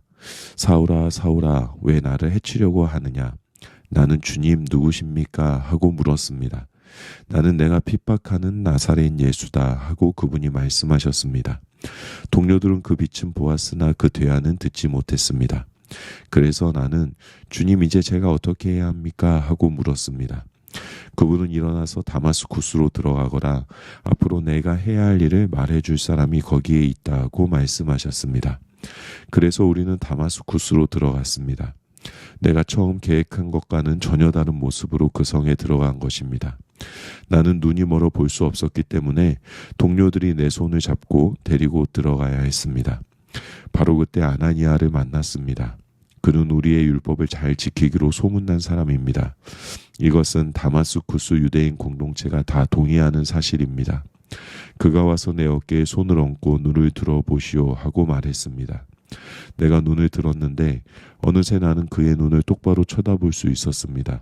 다시 보게 된 것입니다. 그러자 그가 말했습니다. 우리 조상의 하나님이 그대를 택하셔서 그분의 활동 계획을 알게 하셨습니다. 그대는 의롭고 죄 없으신 분을 실제로 배웠고 그분의 말씀을 들었습니다. 이제 그대는 만나는 모든 사람에게 그대가 보고 들은 것을 증거하는 핵심 증인이 될 것입니다. 그러니 망설이지 말고 일어나 세례를 받으십시오. 죄를 깨끗이 씻어내고 하나님과 직접 사귀십시오. 정말로 아나니아가 말한 대로 되었습니다. 예루살렘으로 돌아온 뒤에 어느 날 나는 성전에서 하나님의 임재에 잠겨 기도하다가 그분을 뵈었습니다. 하나님의 의롭고 죄 없으신 분을 뵙고 그분께서 하시는 말씀을 들었습니다. 서둘러라, 최대한 서둘러 여기를 떠나라. 여기 예루살렘에 있는 유대인들 가운데 어느 누구도 내가 나에 대해 하는 말을 받아들이지 않을 것이다. 처음에는 반대했습니다. 저보다 적합한 사람이 누가 있겠습니까? 제가 주님을 믿는 사람들을 핍박하고 회당에서 마구 때리고 감옥에 가두는 일에 얼마나 열중했는지 모르는 사람이 없습니다. 주님의 증인 스데반이 살아될 때에도 바로 그 자리에서 제가 살인자들의 겉옷을 들고 그들을 응원했습니다. 그러나 이제 제가 완전히 돌아선 것을 그들이 알고 있습니다. 그러니 제게 무슨 자격이 더 필요하겠습니까? 그러나 그분은 이유를 묻지 말고 가거라. 내가 너를 멀리 이방인들에게로 보내겠다고 말씀하셨습니다. 모여있던 사람들이 집중해서 듣다가 갑자기 소리를 질렀다. 저자를 죽여라. 버러지 같은 놈이다. 밟아버려라. 그들은 주먹을 휘둘렀다. 욕설이 쏟아졌다. 그때 지휘관이 끼어들어 바울을 병영으로 데려가라고 명령했다. 지휘관도 잔뜩 화가 치밀었다. 그는 이 일의 진상을 규명하기 위해 바울을 고문하고 신문하기로 결심했다. 그가 무슨 일을 저질러서 이런 폭력을 유발했는지 알아내고자 한 것이다. 그들이 그의 사지를 가죽끈으로 묶어 채찍질할 준비를 하는데 바울이 거기 서 있던 백부장에게 말했다. 공정한 재판도 없이 로마 시민을 고문하다니 이게 법에 맞는 일입니까? 백부장이 그 말을 듣고 곧장 지휘관에게 갔다. 도대체 무슨 일을 하신 겁니까? 이 사람은 로마 시민입니다. 지휘관이 돌아와서 신문을 맡았다. 내가 들은 말이 사실이요? 당신이 로마 시민이요? 바울이 말했다. 분명히 그렇습니다. 지휘관은 관심을 보였다. 나는 큰 돈을 들여서 시민권을 얻었소. 당신은 얼마나 들었소? 전혀 들지 않았습니다. 바울이 말했다. 한 푼도 들지 않았습니다. 나는 태어날 때부터 자유의 몸이었습니다. 그것으로 신문은 끝났다.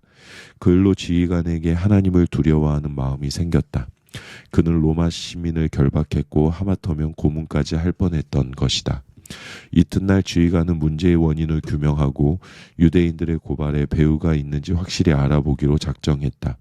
그는 바울의 결박을 풀어주고 명령을 내려 대제사장들과 최고의회를 소집했다. 그들의 생각을 알아보기 위해서였다. 바울은 안내를 받아 그들 앞에 섰다. 사도행전 23장. 바울은 침착하게 의회 의원들을 둘러본 다음 자신의 견해를 밝혔다. 친구 여러분, 나는 지금 이 순간까지 평생을 하나님 앞에서 깨끗한 양심으로 살아왔습니다. 그 말에 대제사장 아나니아가 격분했다. 그는 옆에 있던 사람들에게 바울의 뺨을 때리라고 명령했다. 그러자 바울이 응수했다. 하나님께서 당신을 치실 것이요, 이 위선자여, 율법대로 나를 심판한다고 거기 앉아 있으면서 율법을 어기고 나를 치라고 명하는 것입니까?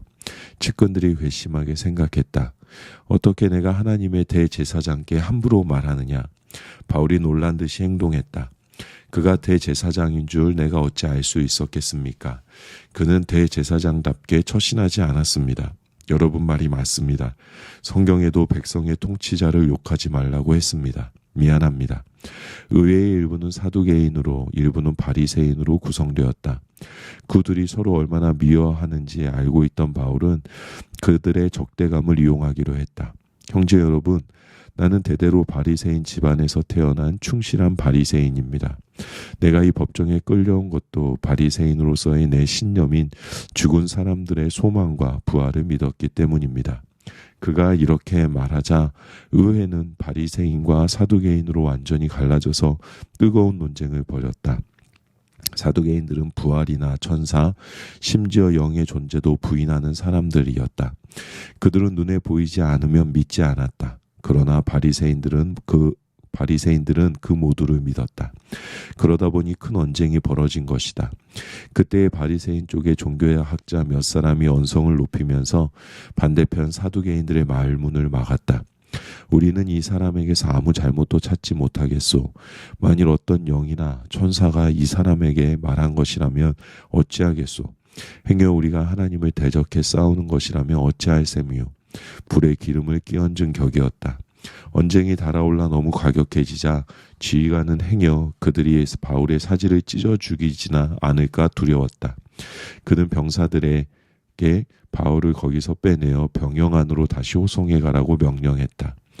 그날 밤 주님께서 바울에게 나타나셨다. 괜찮다. 다 잘 될 것이다. 지금까지 너는 여기 예루살렘에서 나의 훌륭한 증인이었다. 이제 너는 로마에서 내 증인이 될 것이다. 이튿날 유대인들이 바울을 해치려고 음모를 꾸몄다. 그들은 그를 죽이기 전에는 먹지도 않고 마시지도 않기로 엄숙히 맹세했다. 40명이 넘는 자들이 이 살인 동맹에 맹세하는 의식을 갖고 대제사장과 종교 지도자들을 찾아갔다. 우리는 바울을 죽이기 전에는 아무것도 먹지도 않고 마시지도 않기로 엄숙히 맹세했습니다. 다만 여러분의 도움이 필요합니다. 의회에서 죄목을 더 자세히 조사하려고 하니 바울을 다시 보내달라고 지휘관에게 요청하십시오. 나머지는 우리가 알아서 하겠습니다. 그가 여러분 근처에 오기도 전에 우리가 죽여버리겠습니다. 여러분은 그 일에 휘말리지 않도록 하겠습니다. 바울의 외조카가 그들이 매복을 모의하는 이야기를 엿듣고 즉시 병영으로 가서 바울에게 이 사실을 알렸다. 바울은 백부장 하나를 불러서 말했다. 이 청년을 지휘관에게 데려가 주십시오. 그가 중요하게 드릴 말씀이 있습니다. 백부장이 그를 지휘관에게 데리고 가서 말했다. 죄수 바울이 이 청년을 지휘관님께 데려가 달라고 했습니다. 긴히 드릴 말씀이 있다고 합니다. 지휘관이 그의 팔을 잡고 한쪽으로 데려갔다. 무슨 일이냐? 나한테 할 말이 무엇이냐? 바울의 외조카가 말했다. 유대인들이 바울을 해치려고 음모를 꾸몄습니다. 그들은 그의 죄목을 더 자세히 조사해 보겠다는 구실로 아침 일찍 바울을 의회로 보내달라고 지휘관님께 부탁할 것입니다. 하지만 그것은 바울을 당신의 보호에서 빼돌려 살해하려는 속임수입니다. 지금 40명도 넘는 사람들이 숨어서 바울을 기다리고 있습니다. 그들은 바울을 죽이기 전에는 먹지도 않고 마시지도 않기로 맹세했습니다. 그들은 이미 매복을 끝내고 이제 지휘관님께서 그를 보내기만 기다리고 있습니다. 지휘관은 이 일을 아무한테도 입 밖에 내지 마라 하고 주의를 주어 그를 돌려보냈다. 지휘관은 백부장 둘을 불렀다. 가이사랴로 떠날 병사 200명을 준비시켜라. 기병 70명과 보병 200명도 함께 오늘 밤 9시까지 행군할 준비를 해두어라. 바울과 그의 소지품을 실을 노새도 2마리 필요할 것이다. 이 사람을 벨릭스 총독에게 무사히 넘겨야겠다. 그리고 그는 이렇게 편지를 썼다. 글라우디오 루시아가 벨릭스 총독 각하께 안녕하십니까. 이 사람은 내가 유대인 무리에게서 구해낸 자입니다. 그들이 그를 잡아서 죽이려고 할 때 그가 로마 시민인 것을 알게 되었습니다. 그래서 병사들을 보냈습니다. 그가 무슨 잘못을 저질렀는지 알고 싶어 그를 그들의 의회 앞에 세웠습니다. 알고 보니 자기들끼리 종교적인 문제로 이견이 있어 말 다툼이 격화되었을 뿐 범죄와는 전혀 거리가 멀었습니다. 그러던 차에 유대인들이 그를 살해하려는 음모를 꾸민 것을 알게 되었습니다. 나는 그의 안전을 위해 그를 여기서 급히 빼내는 것이 좋겠다고 판단했습니다. 그래서 그를 각하께 보냅니다. 그를 고발한 무리에게도 이제 그가 각하의 관할하에 있다고 알리겠습니다. 그날 밤 병사들은 명령받은 대로 바울을 데리고 안드바드리의 안전한 곳으로 갔다. 이튿날 아침에 병사들은 기병대의 호송하에 바울을 가이사랴로 보내고 예루살렘 병영으로 돌아갔다. 기병대는 가이사랴에 들어가서 바울과 편지를 총독에게 인계했다. 편지를 다 읽은 총독은 바울에게 어느 지역 출신인지를 물었고 길리기아라는 답을 들었다. 총독은 바울에게 그대를 고발하는 사람들이 오면 그대의 사건을 처리하겠소 하고 말했다. 총독은 바울을 헤로당의 공간에 가두어 두라고 명령했다. 사도행전 24장. 닷새후에 대제사장 아나니아가 지도자 대표단과 함께 법정 변호인 더둘로를 데리고 도착했다. 그들은 총독에게 바울을 고발하는 소송을 제기했다. 바울이 법정 앞에 불려 나오자 더둘로가 기소 발언을 했다. 벨리스 각하의 지혜롭고 너그러운 통치에 우리는 언제 어디서나 감사할 따름입니다. 우리가 이 모든 평화를 누리고 날마다 각하의 개혁으로 득을 보는 것은 오로지 각하 덕분임을 잘 알고 있습니다. 장황한 말로 각하를 피곤하게 하지 않겠습니다. 부디 넓으신 마음으로 제 말을 들어주십시오. 아주 간략히 알아겠습니다. 우리는 이 사람이 평화를 어지럽히고 온 세상에 있는 유대인들을 상대로 폭동을 선동하는 것을 여러 번 보았습니다. 그는 나사렛파라고 하는 선동적 분파의 주모자입니다. 그야말로 암적인 존재라 할 수 있습니다. 우리는 그가 우리의 거룩한 성전을 더럽히려고 하는 것을 목격하고는 그를 체포했습니다. 직접 신문에 보시면 이 모든 고발 내용을 확인하실 수 있을 겁니다. 유대인들도 이 말에 합세했다. 직접 들어보십시오. 맞는 말입니다. 총독이 몸짓으로 바울에게 이제 그의 차례가 되었음을 알렸다. 바울이 말했다. 총독 각하, 지난 여러 해 동안 총독께서 얼마나 공정하게 우리를 재판하셨는지 압니다. 그래서 나는 총독님 앞에서 나 자신을 변호하게 된 것을 다행으로 여깁니다. 나는 본국에 돌아온 지 겨우 열 이틀 되었습니다. 날짜 관계는 쉽게 확인하실 수 있습니다. 나는 오순절에 예루살렘에서 예배를 드리기 위해 일부러 왔고 도착한 이후로는 줄곧 내 일에만 충실했습니다. 내가 성전에서 논쟁을 벌이거나 거리에서 무리를 선동하는 것을 보았다고 말할 수 있는 사람은 아무도 없습니다. 저들의 고발 내용 중에 증거나 증인으로 입증할 수 있는 것은 단 하나도 없습니다. 그러나 내가 이것 하나는 기꺼이 인정합니다. 저들이 막다른 길이라고 비방하는 이 도에 유념하여 나는 우리 조상이 섬기고 예배한 바로 그 하나님을 섬기고 예배하며 우리의 성경에 기록된 것을 전부 받아들입니다. 또한 나는 하나님께서 선한 사람이든 악한 사람이든 죽은 사람들을 다시 살리실 것이라고 소망하고 기대하며 살고 있다는 것도 인정합니다. 만일 이것이 죄가 된다면 나를 고발한 사람들도 나 못지않게 유죄입니다. 나는 모든 일에 하나님과 내 이웃들 앞에 깨끗한 양심을 지키려고 최선을 다해 왔습니다. 나는 여러 해 동안 본국을 떠났다가 이제 돌아왔습니다.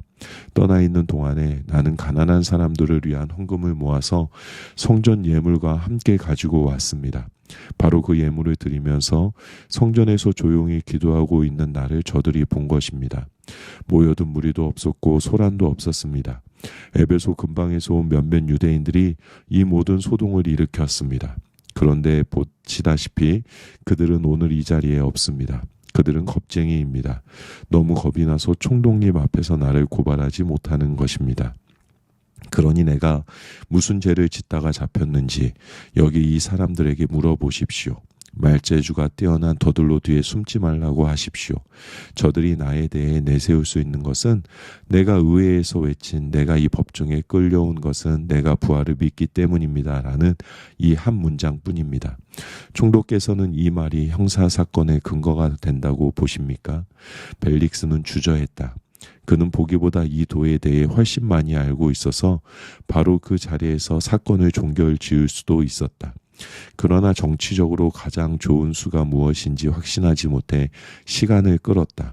지휘관 루시아가 오면 그대의 사건을 결정짓겠소. 그는 백부장에게 바울을 수감하라고 명령하면서 한편으로 바울에게 어느 정도 출입의 자유를 허락해 동료들이 그를 돌아보는 것을 막지 않았다.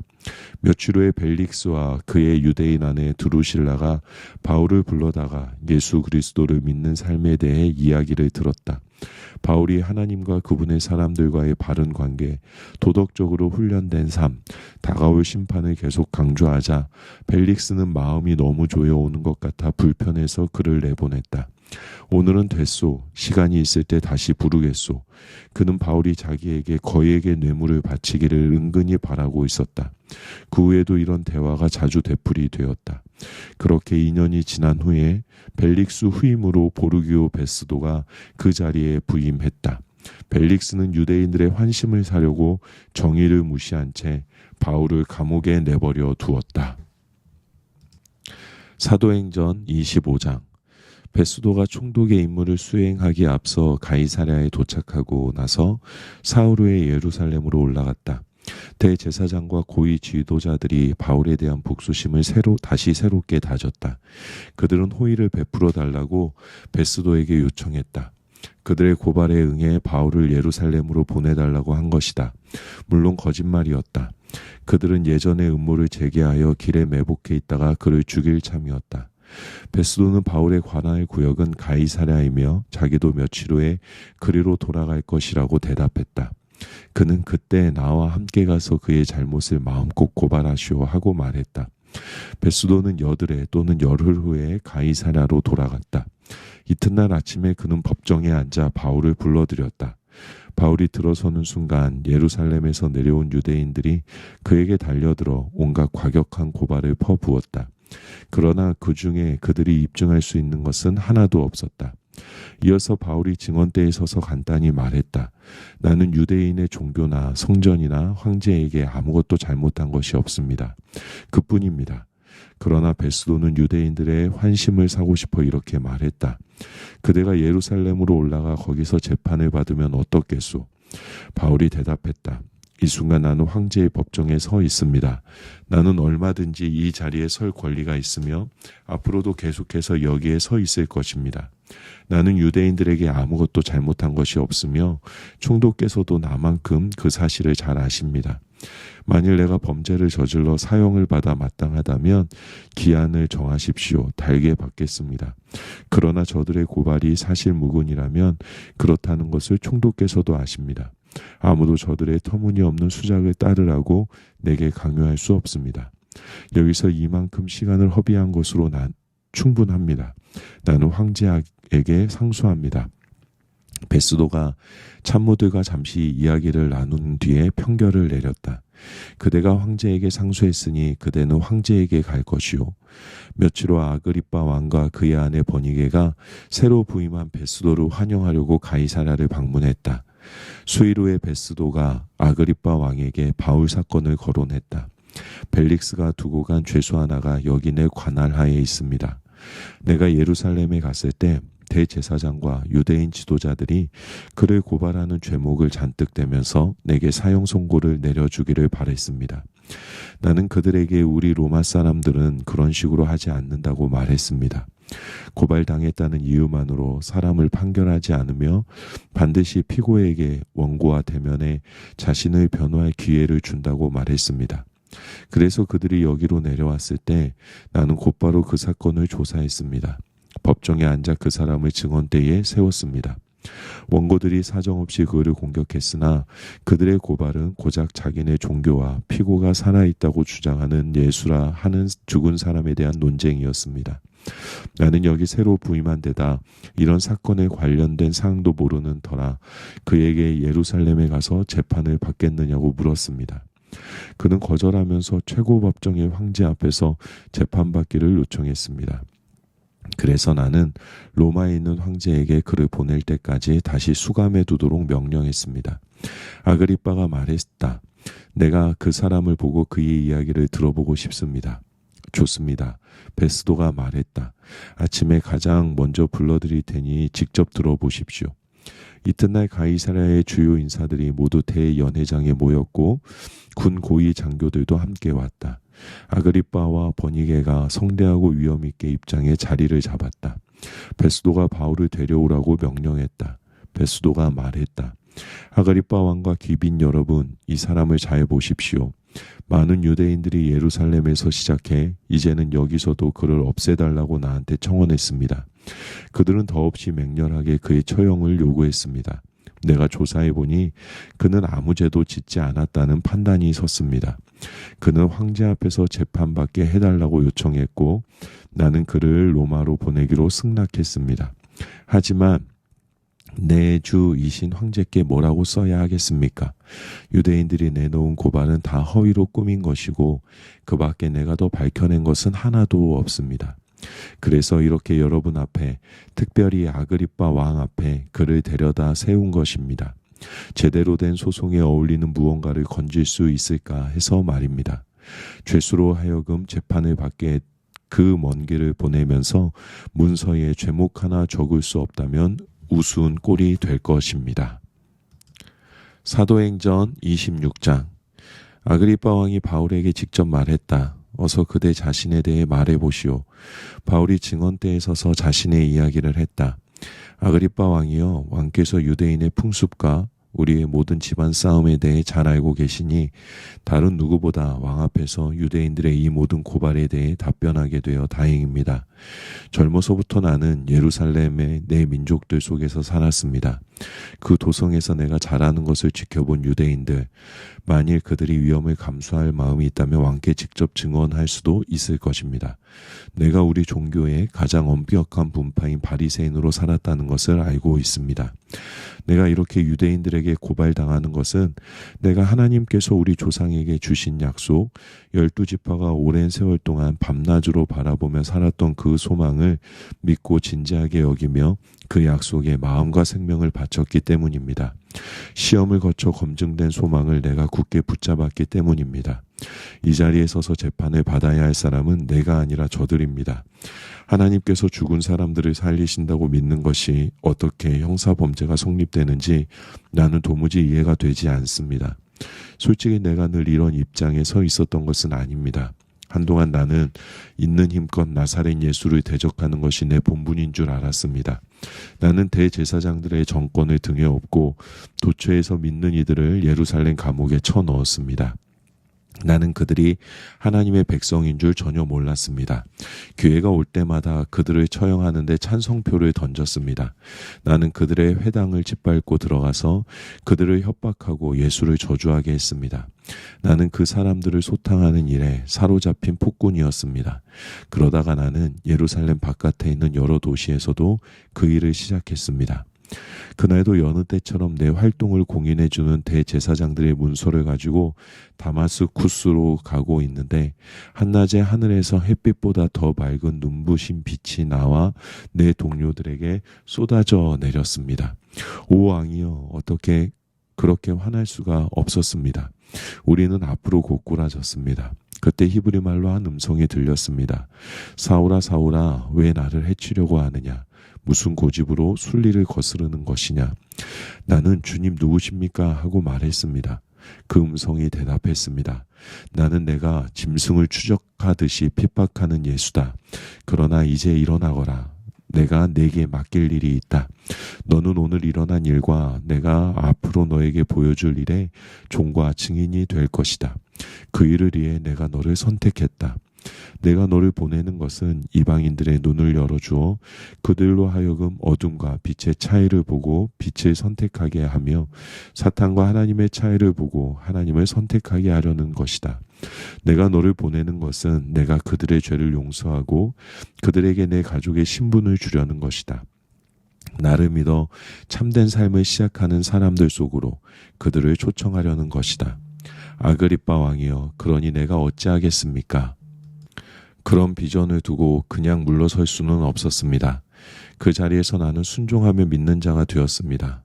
나는 이 삶의 변화, 하나님께 전적으로 돌아서는 것과 그것이 매일의 삶에서 갖는 의미를 그곳 다마스쿠스에서 전하기 시작했습니다.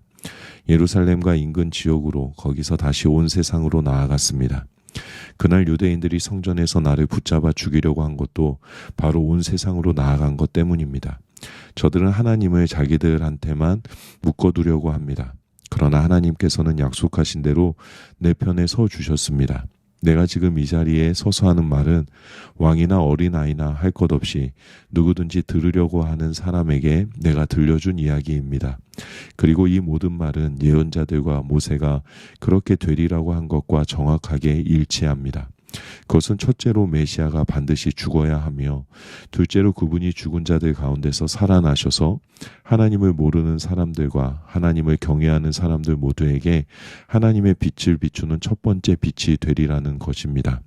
베스도에게 이 말은 버거운 것이었다. 그는 큰 소리로 말을 잘랐다. 바울, 그대가 미쳤소. 책을 너무 많이 읽고 허공을 너무 오래 쳐다봤소. 그만 자중하고 현실 세계로 돌아오시오. 그러나 바울은 물러서지 않았다. 베스도 총독각하, 정중히 아뢰입니다. 나는 미치지 않았습니다. 맑은 정신으로 똑바로 말하는 것입니다. 왕께서는 내가 무슨 말을 하는지 잘 알고 계십니다. 내 이야기 중에 왕께서 제 정신이 아니라고 여길 만한 말은 하나도 없었다고 확신합니다. 왕은 오래전부터 이 일을 다 알고 계셨습니다. 이 일은 아무도 모르게 벌어진 일이 아닙니다. 아그리빠 왕이여, 예언자들을 믿으시지 않습니까? 대답하지 않으셔도 믿으시는 줄 내가 압니다. 그러자 아그리빠 왕이 대답했다. 이대로 더 가다가는 내가 나를 그리스도인으로 만들겠구나. 바울이 결박된 채 말했다. 그것이 내가 기도하는 바입니다. 지금이나 나중이나 왕뿐 아니라 오늘 여기서 이야기를 듣고 있는 여러분 모두가 나처럼 되기를 바랍니다. 이렇게 결박된 것만 빼고 말입니다. 왕과 총독이 번이게와 참모들과 함께 일어나서 옆방으로 가서 지금까지 들은 것을 두고 의논했다. 그들은 금세 바울이 무죄라는 데 뜻을 같이하며 말했다. 이 사람은 사형은 고사하고 감옥에 갇힐 만한 일도 한 적이 없습니다. 아그리빠 왕이 베스도에게 말했다. 황제 앞에서 재판받기를 요청하지만 않았어도 지금 당장 석방할 수 있었을 겁니다. 사도행전 27장. 우리가 이탈리아로 항해할 준비를 마치자 바울과 다른 제수 몇이 친위대의 일원인 율리오라는 백부장 감독하에 배치되었다. 우리는 아드라 무테노에서 온 배에 올라탔다. 그 배는 에베소와 서쪽 항구로 향하는 배였다. 데살로니가 출신의 마케도니아 사람 아리스다고가 우리와 동행했다. 이튿날 우리는 시돈에 입항했다. 율리오는 바울을 아주 관대하게 대했다. 배에서 내려 그곳 동료들의 환대를 받도록 허락해 주었다. 다시 뱃길에 오른 우리는 서쪽에서 불어온 맞바람 때문에 키프로스 북동 해안을 바람막이 삼아 북쪽으로 항해했다. 그리고 다시 해안을 따라 서쪽으로 향하여 무라항에 닿았다. 거기서 백부장은 이탈리아로 가는 이집트 선박을 찾아 우리를 그 배에 옮겨 태웠다. 그런데 사나운 날씨를 만나 항로를 유지하기가 불가능했다. 갖은 고생 끝에 마침내 우리는 크레타 섬 남쪽 해안에 이르러 아름다운 항구에 닻을 내렸다. 우리는 이미 시간을 많이 허비했다. 추분이 이미 지났고 이제부터는 겨우 내폭풍우가 잦은 날씨여서 항해하기에 너무 위험했다. 바울이 경고했다. 지금 바다로 나갔다가는 재난을 당해 짐과 배는 말할 것도 없고 목숨까지 잃을 것입니다. 그러나 그곳은 겨울을 나기에 적합한 항구가 못 되었다. 거기서 몇 킬로미터 떨어진 베닉스가 더 나았다. 백부장은 바울의 경고를 흘려듣고 선장과 선주의 말을 쫓아 다음 항구로 향했다. 남쪽에서 미풍이 불어오자 그들은 순항할 줄로 생각해 닻을 올렸다. 그러나 바다에 나가기가 무섭게 악명 높은 북동풍이 맹렬한 기세로 몰아쳤다. 배는 완전히 그들의 통제를 벗어나고 말았다. 풍랑 가운데 떠다니는 나뭇잎 신세였다. 우리는 가우다라는 작은 섬을 바람막이 삼아 간신히 구명 보트를 준비하고 돛을 내렸다. 그러나 모래톱에 바위가 많아 섬에 다가갈 수 없었다. 우리는 닻을 던져 겨우 표류를 막고 바위에 부딪히는 것을 면할 수 있었다. 이튿날 다시 물결이 높아진 데다 폭풍 후에 배가 큰 소상을 입어 우리는 배 밖으로 짐을 던졌다.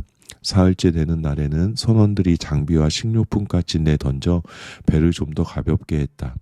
해와 별을 보지 못한 지 벌써 여러 날이 되었다. 바람과 파도가 사정없이 우리를 때렸고 우리는 구조되리라는 희망마저 잃고 말았다.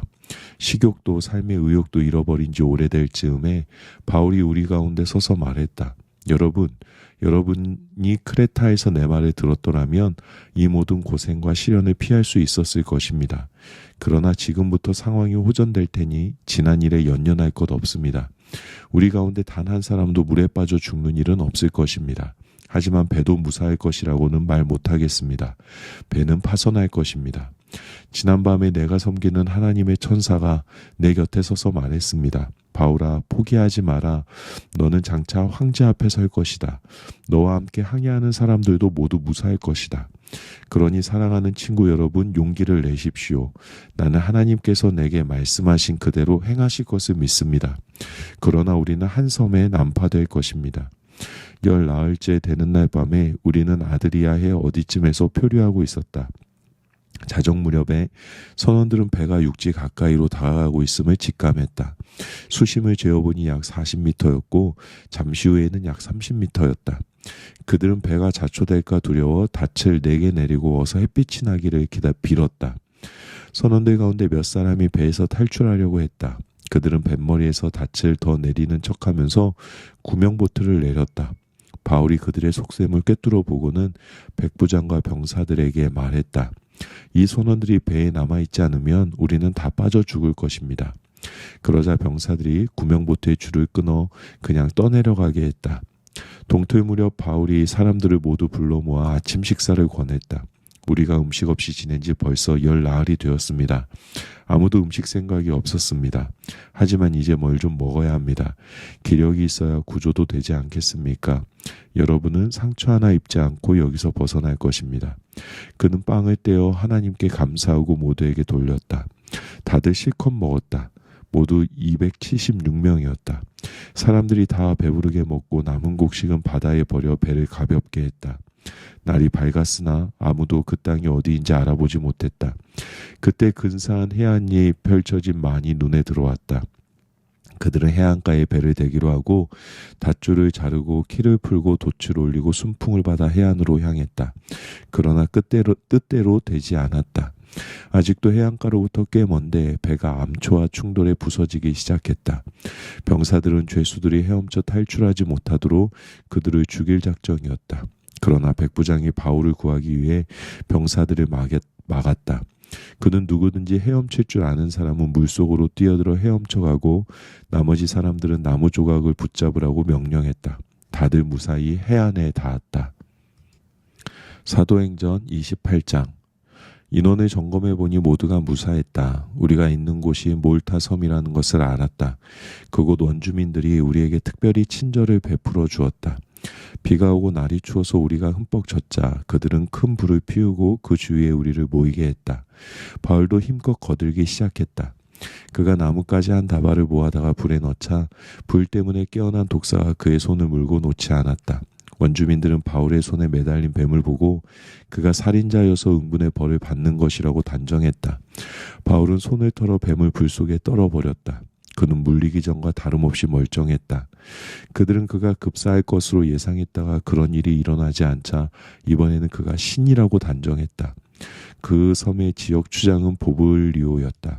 그는 우리를 손님으로 자기 집에 맞아들여서 몸도 녹이고 사흘 동안 편히 묵게 해주었다. 마침 보블리오의 아버지가 고열과 이질로 앓아누워 있었다. 바울이 노인의 방에 들어가서 안수하고 기도하자 그의 병이 나았다. 그가 나았다는 소식이 순식간에 퍼졌고 이내 그 섬에 병든 자들이 와서 고침을 받았다. 우리는 몰타에서 3달 동안 아주 잘 지냈다. 그들은 우리를 극진히 대접해 주었다. 모든 쓸 것을 채워주고 남은 여정에 필요한 장비까지 챙겨주었다. 그곳 항구에서 겨울을 난 이집트 선박이 이탈리아로 떠날 준비가 되어 우리도 그 배에 올랐다. 그 배의 머리에는 쌍둥이 자리, 곧 천상의 쌍둥이가 조각되어 있었다. 배는 수라구사에 사흘 동안 정박해 있다가 해안을 따라 레기온으로 올라갔다. 이틀 후에 우리는 남풍을 힘입어 나폴리만에 입항했다. 거기서 우리는 그리스도인 동료들을 만나 일주일 동안 함께 지냈다. 그 후에 우리는 로마로 갔다. 로마의 동료들이 우리가 온다는 소식을 듣고 마중을 나왔다. 그 가운데 한 무리는 아피온 광장까지 나왔고 다른 무리는 세막사라는 곳에서 우리를 맞았다. 짐작하듯이 그것은 감정을 주체할 수 없는 만남이었다. 바울은 찬양이 흘러넘쳐 감사의 기도로 우리를 인도했다.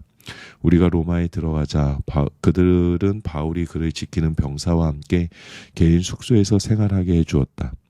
사흘 후에 바울은 유대인 지도자들을 불러 모아 자기 집에서 모임을 가졌다. 그가 말했다. 예루살렘의 유대인들이 혐의를 날조해 나를 체포했고 나는 로마 사람들의 손에 수감되었습니다.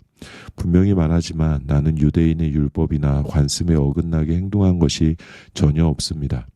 로마 사람들은 혐의 내용을 조사해 사실 무근인 것이 밝혀지자 나를 풀어주려고 했습니다. 그러나 유대인들이 맹렬히 반대해서 나는 어쩔 수 없이 황제에게 상소했습니다. 내가 그렇게 한 것은 그들의 잘못을 고발하거나 로마를 상대로 우리 민족을 곤란에 빠뜨리려는 것이 아닙니다. 그런 문제라면 우리는 이미 겪을 만큼 겪었습니다. 나는 이스라엘을 위해 그렇게 했습니다. 오늘 내가 여러분에게 이 말을 들려주는 것은 내가 이스라엘의 적이 아니라 이스라엘 편임을 분명히 하려는 것입니다. 내가 여기 잡혀온 것은 멸망이 아니라 소망을 위해서입니다. 그들이 말했다. 우리는 아무한테서도 당신에 대해 경계하는 편지를 받지 못했습니다. 여기에 와서 당신을 나쁘게 말한 사람도 없었습니다. 다만 우리는 당신의 생각을 더 들어보고 싶습니다.